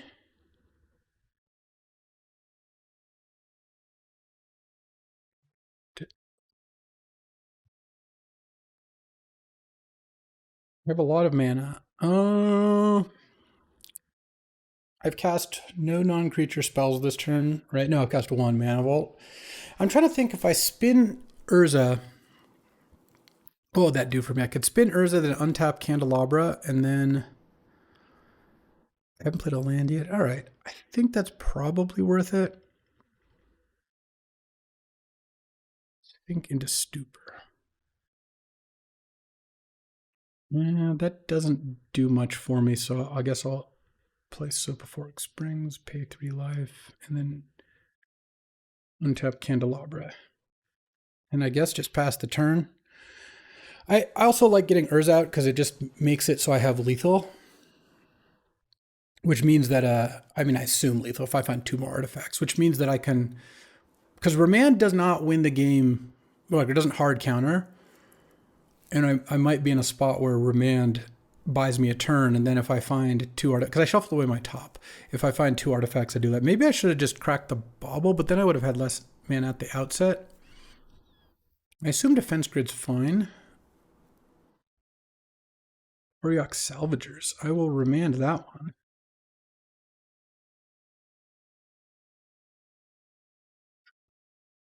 Okay.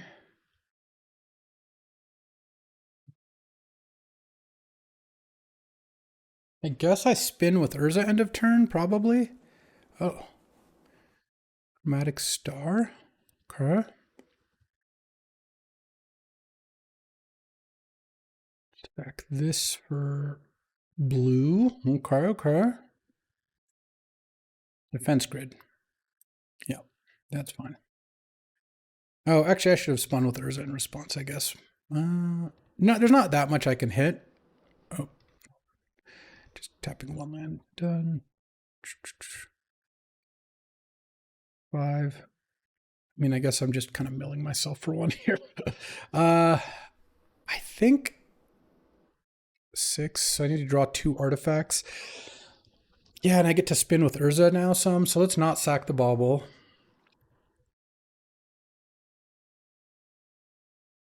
Ugin, huh?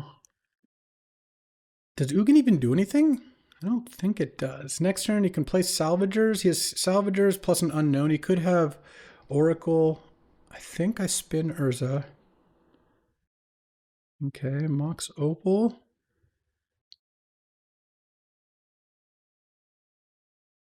For the Academy. Spin Urza, and if I hit an artifact here, I win. Ooh, the Fantastic Car. There we go.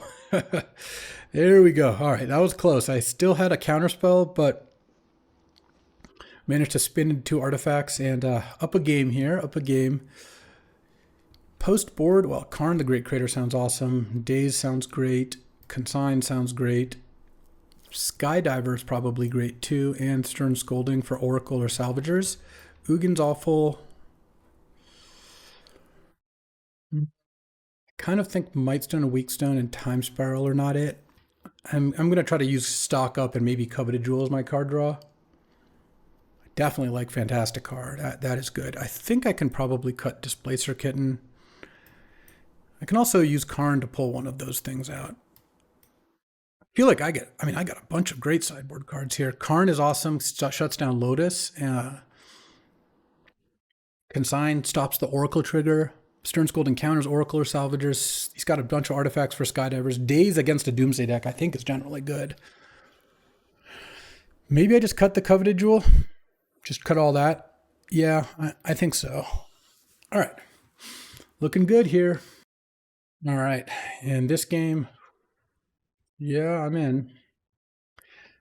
If I draw a cheap artifact, this hand gets really good. But even without it, I have Consign plus Remand and Mystic Confluence, 3 pretty good disruption spells. I have my Academy, so my draws are very live. And I have an Ancient Tomb. So I'm probably just going to lead on island. Not that I necessarily need consign up early, but it'd be nice to like I would consign a defense grid or a Lotus if I saw it. Star, sure.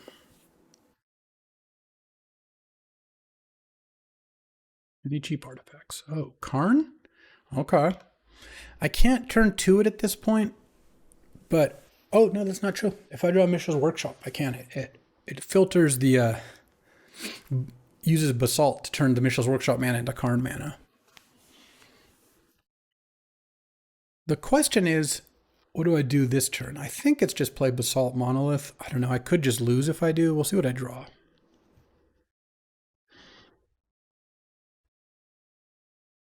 I actually think I'm going to wait because I have Remand and Basalt up is in it. So if Rob just had Oracle Consult in hand, he could win, or if he had Vamp in one of them. Okay, still looking for another little artifact. Just a little artifact. Ancient Tomb. Let's play Basalt Monolith. Pass the turn. Yeah, next turn, I think I can get Karn out. He'll probably sack the Chromatic Star in response, but I think that's okay. Yeah, here goes LDV. I mean, I have Remand, and I can cast off Basalt, which I will do if I have to. I also have Odawara, I guess, though I don't know about that one. All right, let's do it. All right, Rob did his LDV thing. Gets to draw. Sadly, I can't consign a Pluto Delta. It's not Stifle. I actually am going to consign that. I don't know what he's trying to do, but countering the Lotus seems like it's got to be good. Maybe Remanding would be better, but next turn I'll have Remand plus Mystic Confluence up, so I just want to get through this turn. If he has Oracle Consult and I lose here, then that is good beats. But I have to worry about stuff like Tinker. I guess Remanding Tinker is also good. Well, Tinker, he gets to resolve it now, and if he has Oracle Consult now, he gets to do it. If he has Doomsday, he probably gets another turn. I get another turn. And if I get another turn, I think Remand plus Mystic Confluence probably can stop a Doomsday. Oh, he does have the Tinker. Okay. Well, you got it. Definitely could lose now. I mean, that seems obvious. Land. What else? What else? What else? What else? Consider to mill one. Okay, okay. So he bricked already. Bricked on the first look. If he bricks again, I can Mystic Confluence it. Or Silence, sure. Scroll rack. I need one. I just need one turn. Just hit a land. Okay, okay. So now draw. I have Odawara.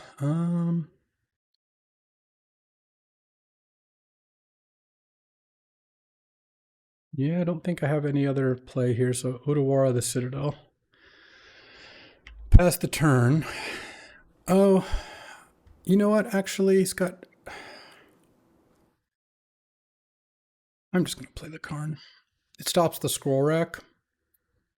And I still have days up. I think that that's okay. And I'll go get like a Coveted Jewel Ballista. I guess I'll just take a Coveted Jewel here. I'm not sure. I can get a Ballista next turn if I need to. This is a bit of a risk, but if he had Consult Oracle, he would have just done it. And I think having Karn to stop Scroll Rack could buy me some time here, because I still have a bunch of counters in my hand. Okay, and if he had Ritual Citadel, I think that would be difficult. So, well, map is just being a cheap artifact here.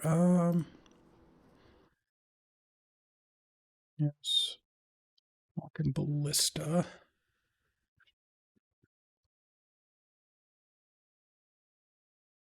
Ballista for 1. Map. And I have remand now. I think map is better than a land. I could crack map to get a land, but I don't think that's going to do too much. All right, so now I could play the Citadel. I mean, the Ballista actually could win pretty soon here. I could have untapped Basalt Monolith, but I feel like I don't really need to do that at the moment. Is Ballista lethal next turn? Because if so, let's just keep up my mana.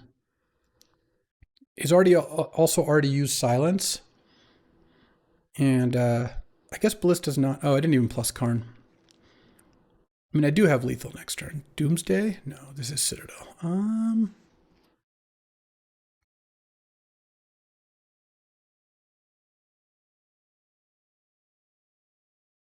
Untap this.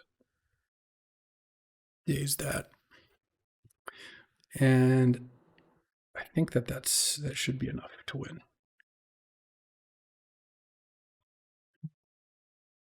Put a counter on this. I don't think I put a counter with the Basalt, because what I'm going to do here is go plus Karn on Basalt. Cast Monolith. Let's see, land. Tap this, put a counter on this. That's 7. Yeah. All right. Ooh, that's the 7-0. I got to play Morty still, and if I play Morty, I can go for the clean sweep. And but if Morty beats me, because at the time of recording this, Morty is 5-1, having not played me. So Morty wins his last 2 matches. He gets to go 6 or 7-1, and I get to go also 7-1 because I'd be losing to Morty in one of his last 2 matches. So let's see. Academy, it's delivering. Oh, let's go. Alrighty.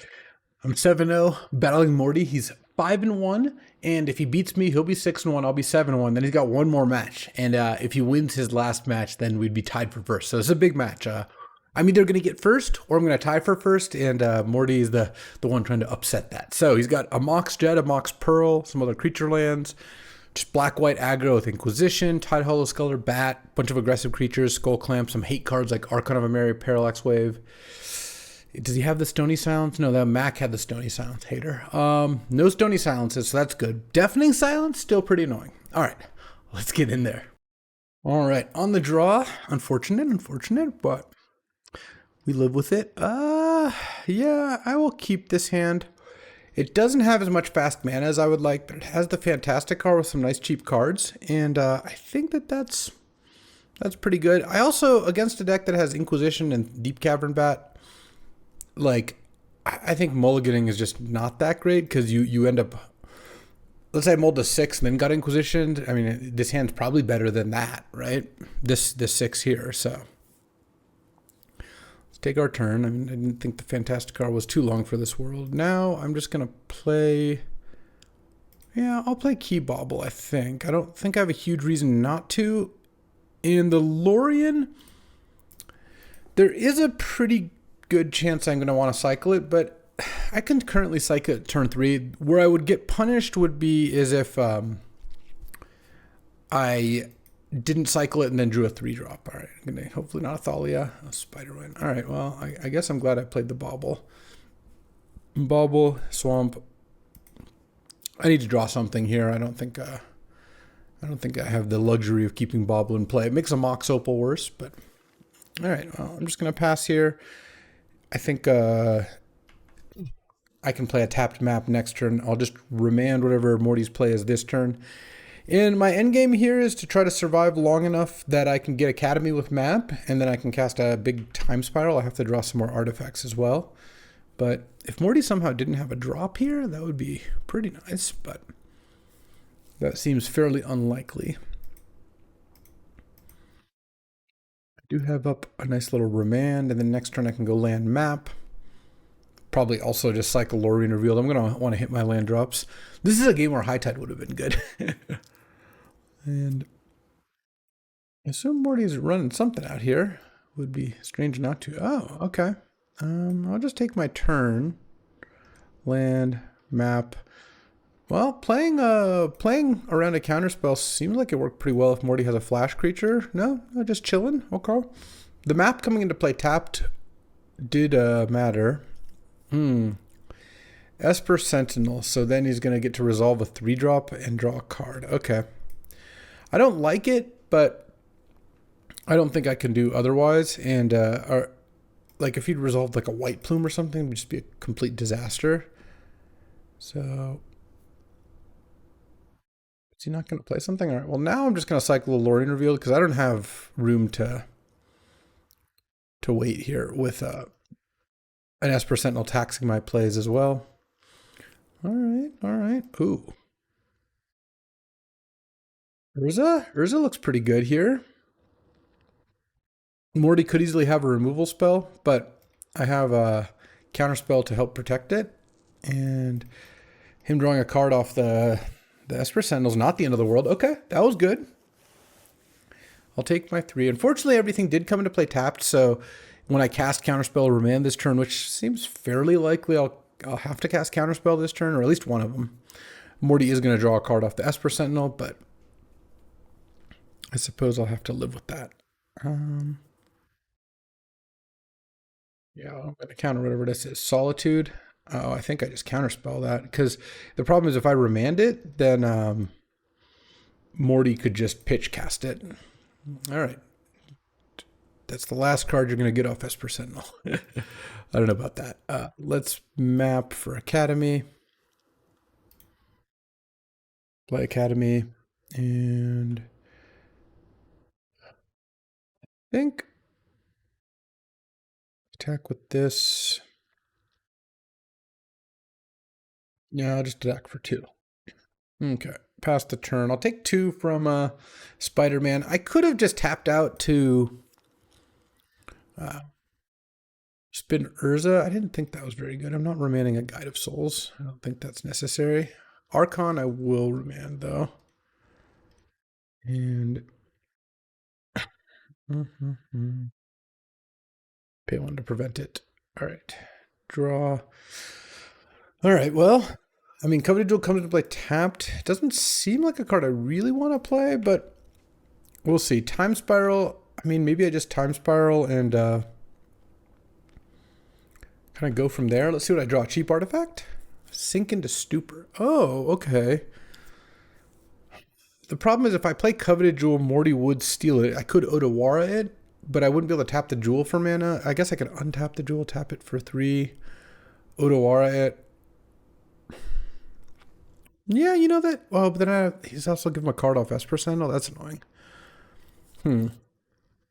Alternatively, I could play one of the 2 lands and cast Time Spiral and not pay for the Esper Sentinel.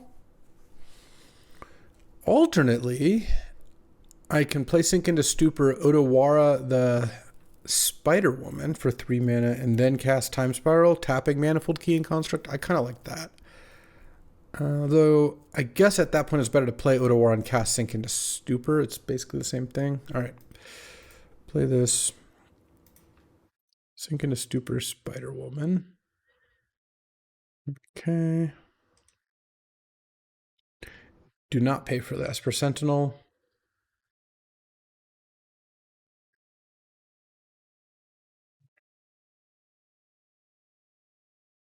Draw a card. Return that.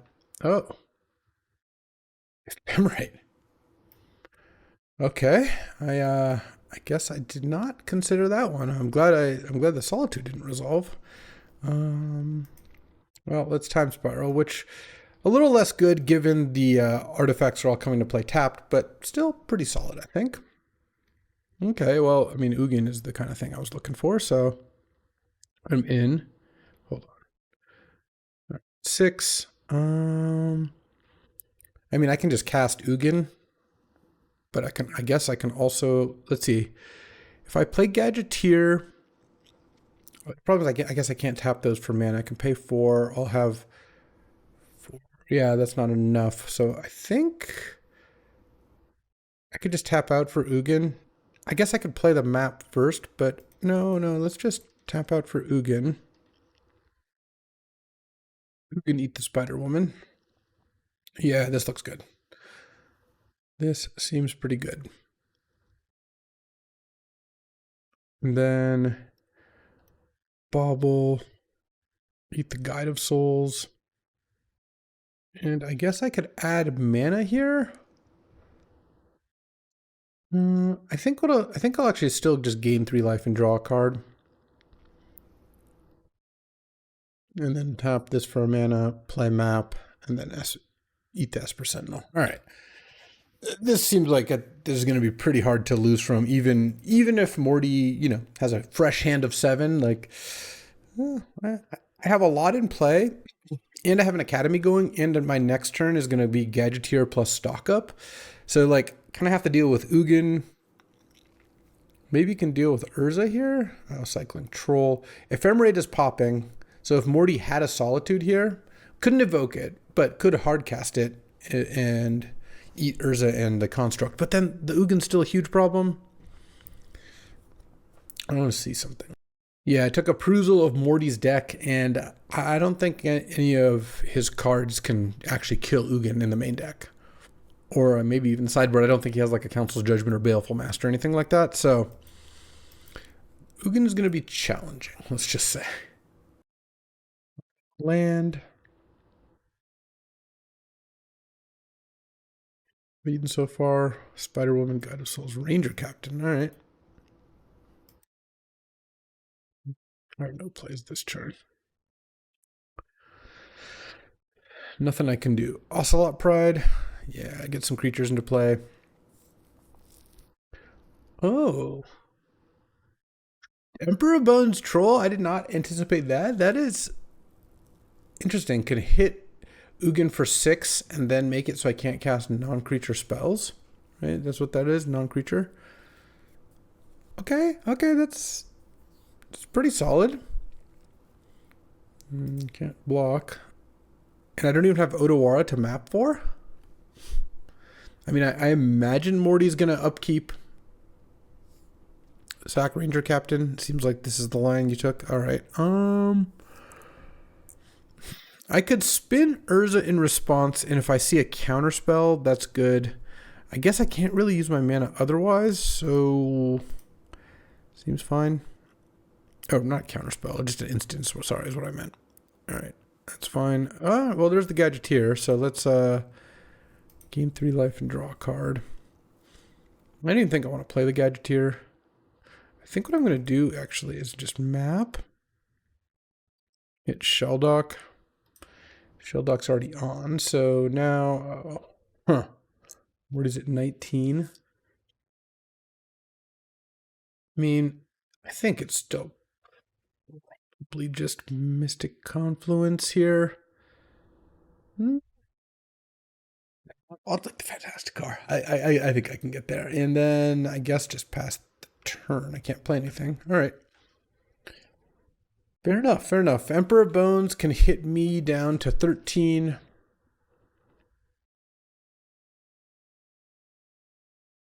Or could hit Ugin down to 1, but I don't think that's too bad.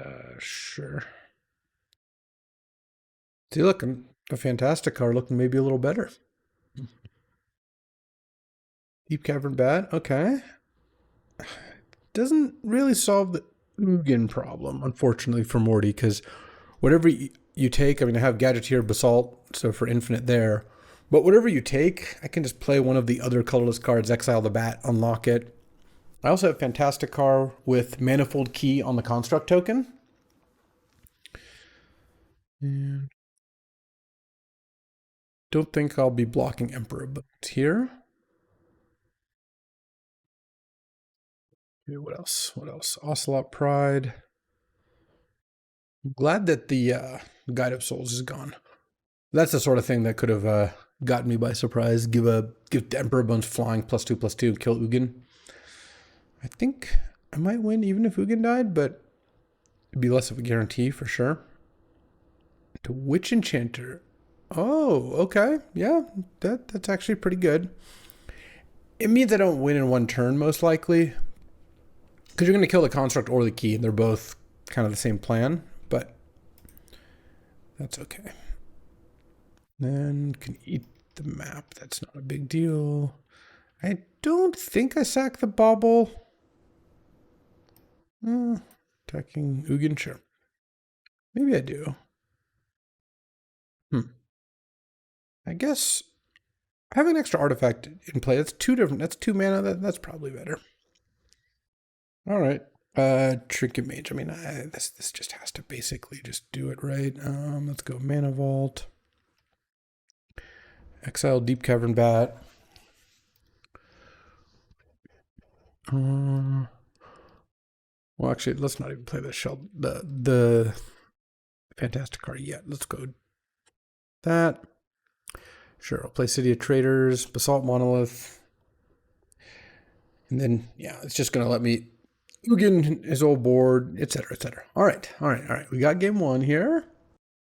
So looking at Morty's deck, he's going to bring in Deafening Silence, Lauren of the Third Path, maybe Shieldred's Edict, cuts maybe Ephemerate or Path. Ephemerate still might be pretty good. I mean, it's not materially different. Like, yeah, Deafening Silence will be annoying. There's nothing I can really do. I mean, I have my bounce spells. I have all the normal stuff I can do. I mean, I assume Ballista is good and Stern Scolding is good. I don't think I need the Boomerang basics. Skydivers basically would be just against Skullclamp and the two Moxes, and I suppose a Sculler at times. What do I not like here? I mean, the typical, like, Time Spiral, Coveted Jewel, Kitten stuff. I just think that stuff just gets worse when they're messing with what you've got, and I think Ballista is a good way to beat Deafening Silence. Do I want Karn? Not really. Maybe I still just want Time Spiral. Time Spiral is a good top deck. The Kitten Jewel is a little bit weaker. I don't think I need Talon Gates. I guess it can flicker the Archon of Emeria out. Or the different Spider-Man, Spider-Woman. All right, I'll do that over an island. I don't even have the days in, so I don't think that should be a big deal. All right, on the draw here. Let's see how this goes. All right, on the draw, so I have Stern Scolding. Yeah, this hand's fine. The biggest weakness with this hand is that if Morty Duresses or Thought Seizes could take Sink into Stupor, and that would be unfortunate. So I hope that doesn't happen. Had to restart Magic Online, but yeah, no, I'll keep this hand. And like I said, I hope I don't get my Sink into Stupor taken on turn one. All right, turn one, Deafening Silence. All right, let's do it. Let's go. Let's actually go. I'm definitely going to play the Opal.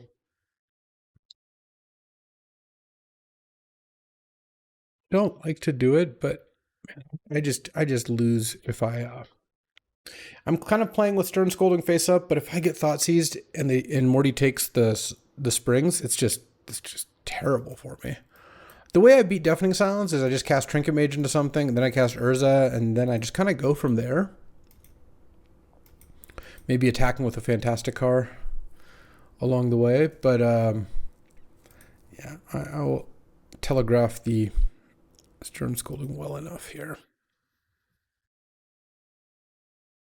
Okay, Island is a nice draw. I'm not sure what I get with Trinket Mage, though.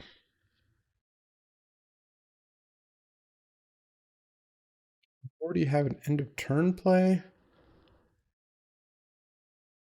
Could be land cycling? Because Morty doesn't have Felia, I don't think, right? Oh no, Morty does. Never mind. Enlightened Tutor. Okay. That was, I guess, to get Deafening Silence. Unless he's got Rest in Peace, Helm of Obedience in his deck, which he could.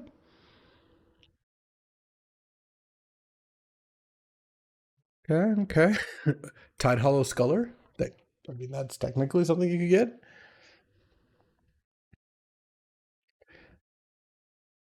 Yeah, it is Sculler, indeed. Okay. What do I Trinket Mage for is kind of interesting.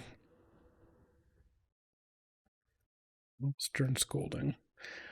I kind of, because I don't think I play Fantastic card, but I guess there's nothing I can Trinket Mage for that guarantees me enough lands. Oh, well. That's interesting.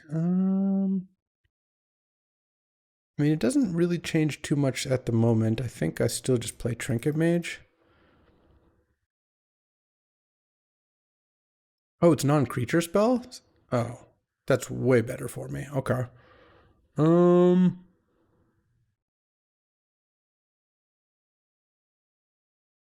I think I might just get Walking Ballista. Seems pretty gassy. I don't know. I cast a Walking Ballista as a 3/3 here.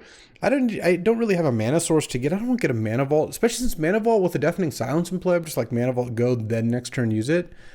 I'd rather just take the Ballista. All right, like I think it's pretty reasonable here. I get to take the initiative in a second. Morty doesn't have an instant speed removal spell. That's the key, I suppose. Okay.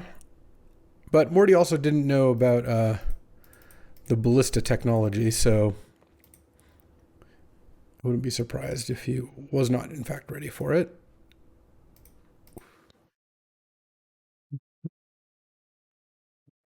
Please. No ephemerate?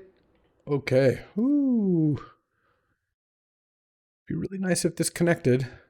No. Nice. Get an island. And now I can go Urza plus Fantasticar next turn. Barrowgoyf. Okay. I have the initiative. I have the upper hand. And in fact, I think I'm just going to go Forge. Though getting an artifact is pretty nice. And by that I mean if I go Lost Well into Stash. Barrowgoyf does get... I think I'm actually going to go Forge still, because I want my Trinket Mage to block. I don't think I care about scrying very much, because I already have a bunch of good stuff to play. Okay. I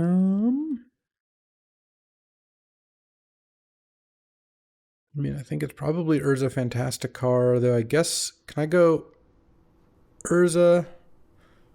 I can't quite Urza and Forensic Gadgeteer before Fantasticar, but I guess I can after. So let's just go Urza. Killing Trinket Mage in response or no?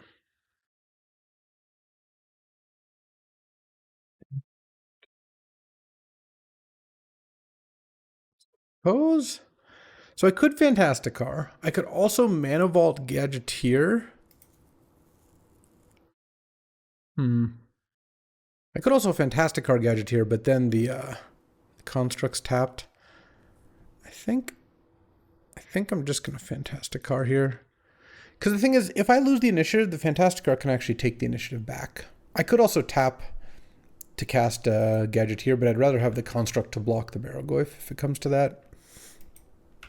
And I'm certainly not going to attack. I'm just going to pass here.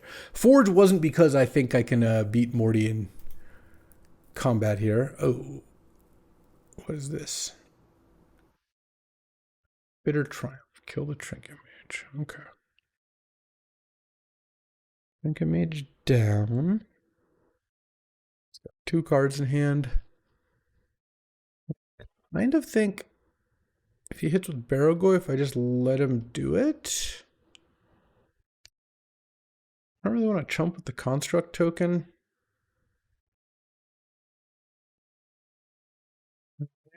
I don't know. Maybe not. He does get to mill, but he can only play 1 card a turn anyways. And I assume he's going to play something this turn. What will be tough is if Morty has an instant again this turn. Mills and gets Guide of Souls. Because then he can play a spell in his turn and a spell in my turn. Okay. Archon. Okay. Well, I already can't play more than 1 spell, so take my turn. So this is just more than 1 spell at all. So I guess playing the Gadgeteer would have been good. I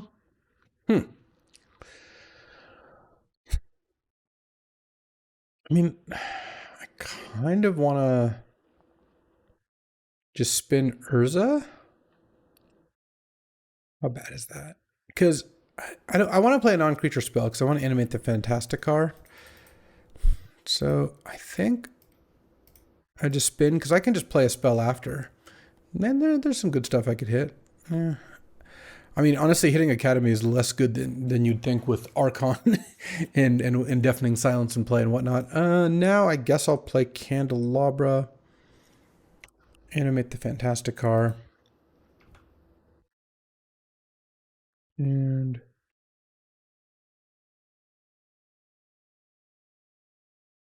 attack with these two, and I'll leave back thing. I think Morty's probably just gonna block the Urza and take 4. Okay, and I go to Trap.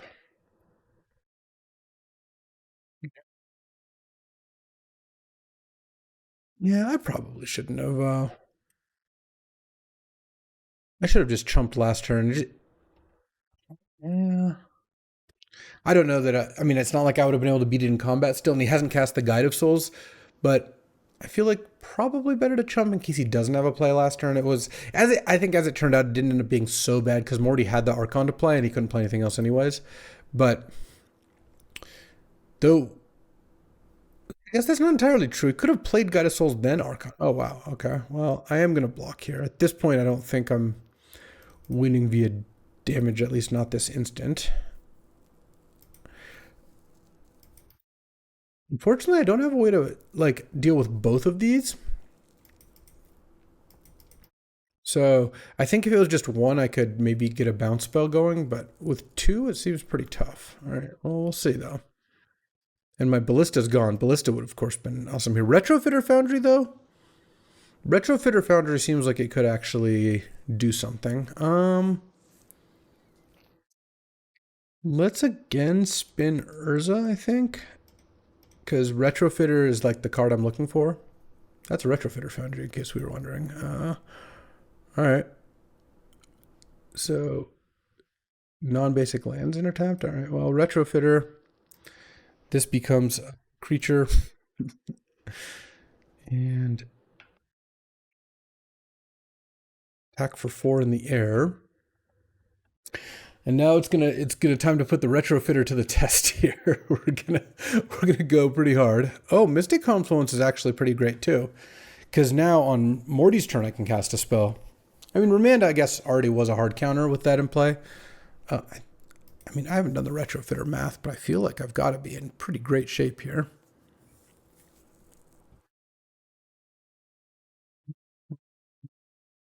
I guess every turn I really just want to get an artifact into play if I can, though. Here,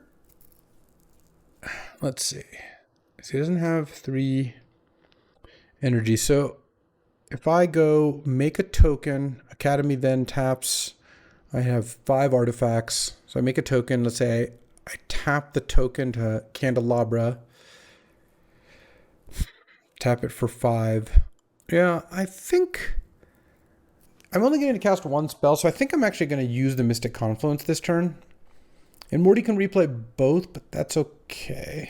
And so I think, let's see, make a token, use that token to untap Academy, tap Academy for 5. All right, make a token.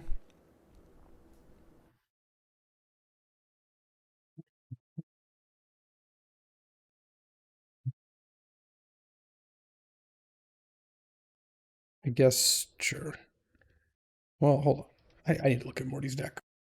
Doesn't have reprieve, right? No. No way to stop my... Okay. I just want to make sure that there's no way he could stop, like no mana tithe or anything that could stop. I guess Mac had that one. The Mystic Confluence from resolving. So if that's the case, I'm going to go to blockers, Urza, and... Do I want the servo to kill the Guide of Souls? He has no energy. No, I don't. Every servo now is like just a ton of mana though. Playing Gadgeteer and making it all cheaper also seems sick. All right, let's just block there. I think that's fine. And then go Mystic Confluence, or hold on, Candelabra Academy. Tap.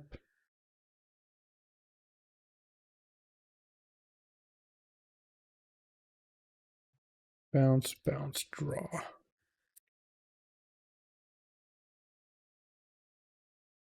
No reason to animate. Fantastic card now, of course. Sensei's top. Okay, that doesn't do too much. I'm going to get to go Throne of the Dead 3, but I took out Displacer Kit, and I've already drawn Trinket Mage and Gadgeteer. I don't even know what I have. All right, there's Barrowgoyf, God of Souls pops,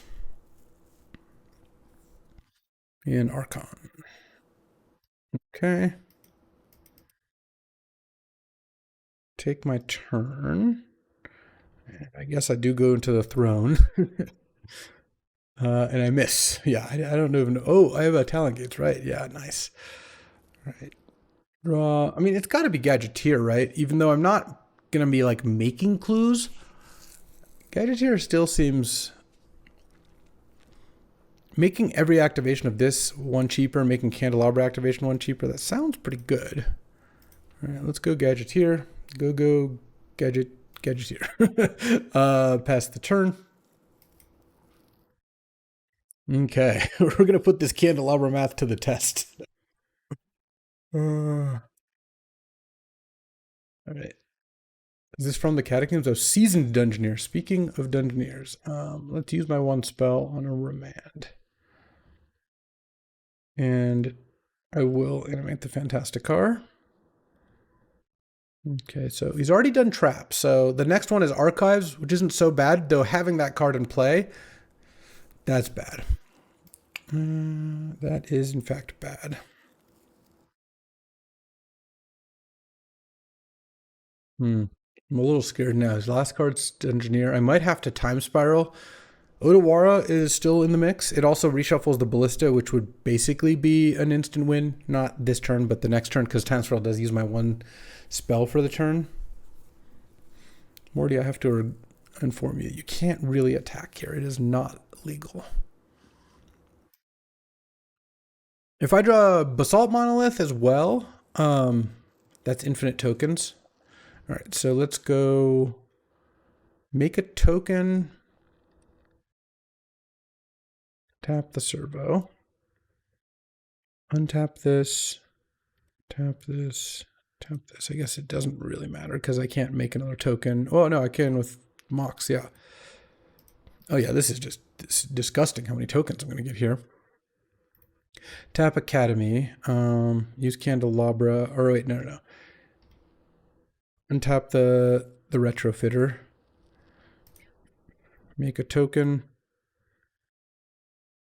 And I just have to keep a mana for Retrofitter, or for a Candelabra at some point.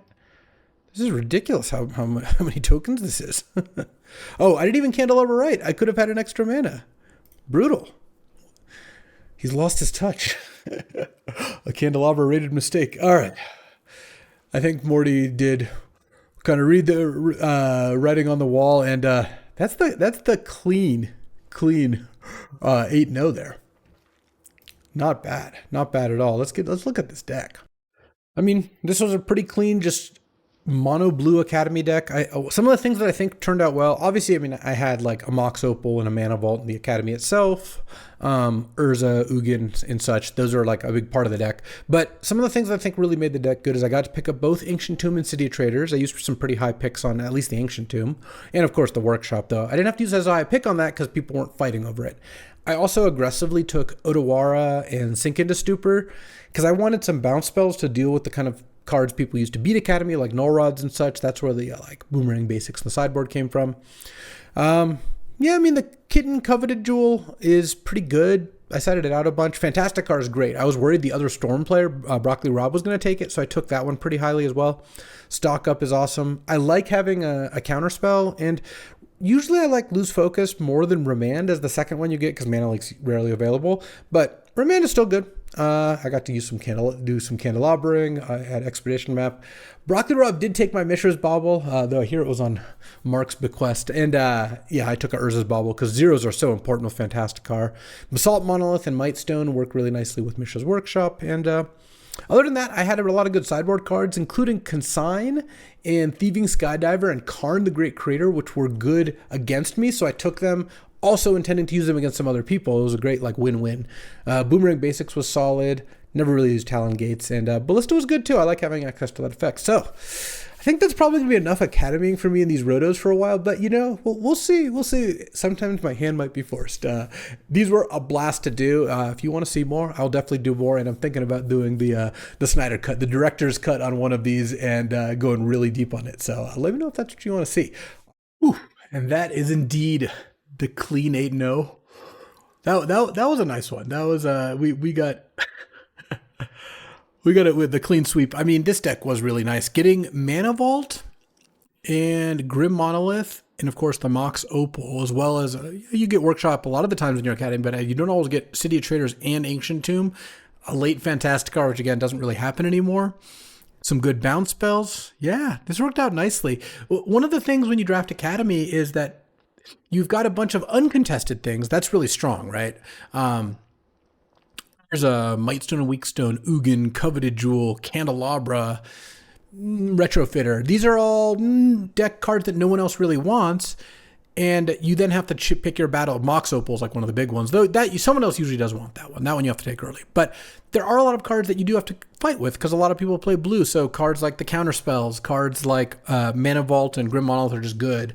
You have to kind of pick your battles. You can't get everything. That's kind of how Roto works, and I think I did a good job of picking the stuff that I needed, contesting the things early, like that stretch of blue cards where I went stock up, Mystic Confluence, Lorien Revealed, and then later took the artifacts. I think that's a big part of success. And well, I would say I'm probably not going to draft Roto Academy and Roto for a bit, but we've got some good Rotos coming up, and I really did hope you enjoy this. Next time, when I'm drafting a more interesting deck, I'll do a longer deep dive on the draft. I kind of sped it up at the end because I just wanted to get, there was just so much. But I feel like there is a market for an actual director's cut in there. So we'll see about that. But until then, that'll do it for today. These have been awesome. I'm going to keep doing them, and let me know what you think. I will say, as a preview, by the way, the next couple, we do some crazier stuff. So we started adding some conspiracies into the Roto. So I'll let you know how that pans out, and I'll catch you next time. Thanks for watching.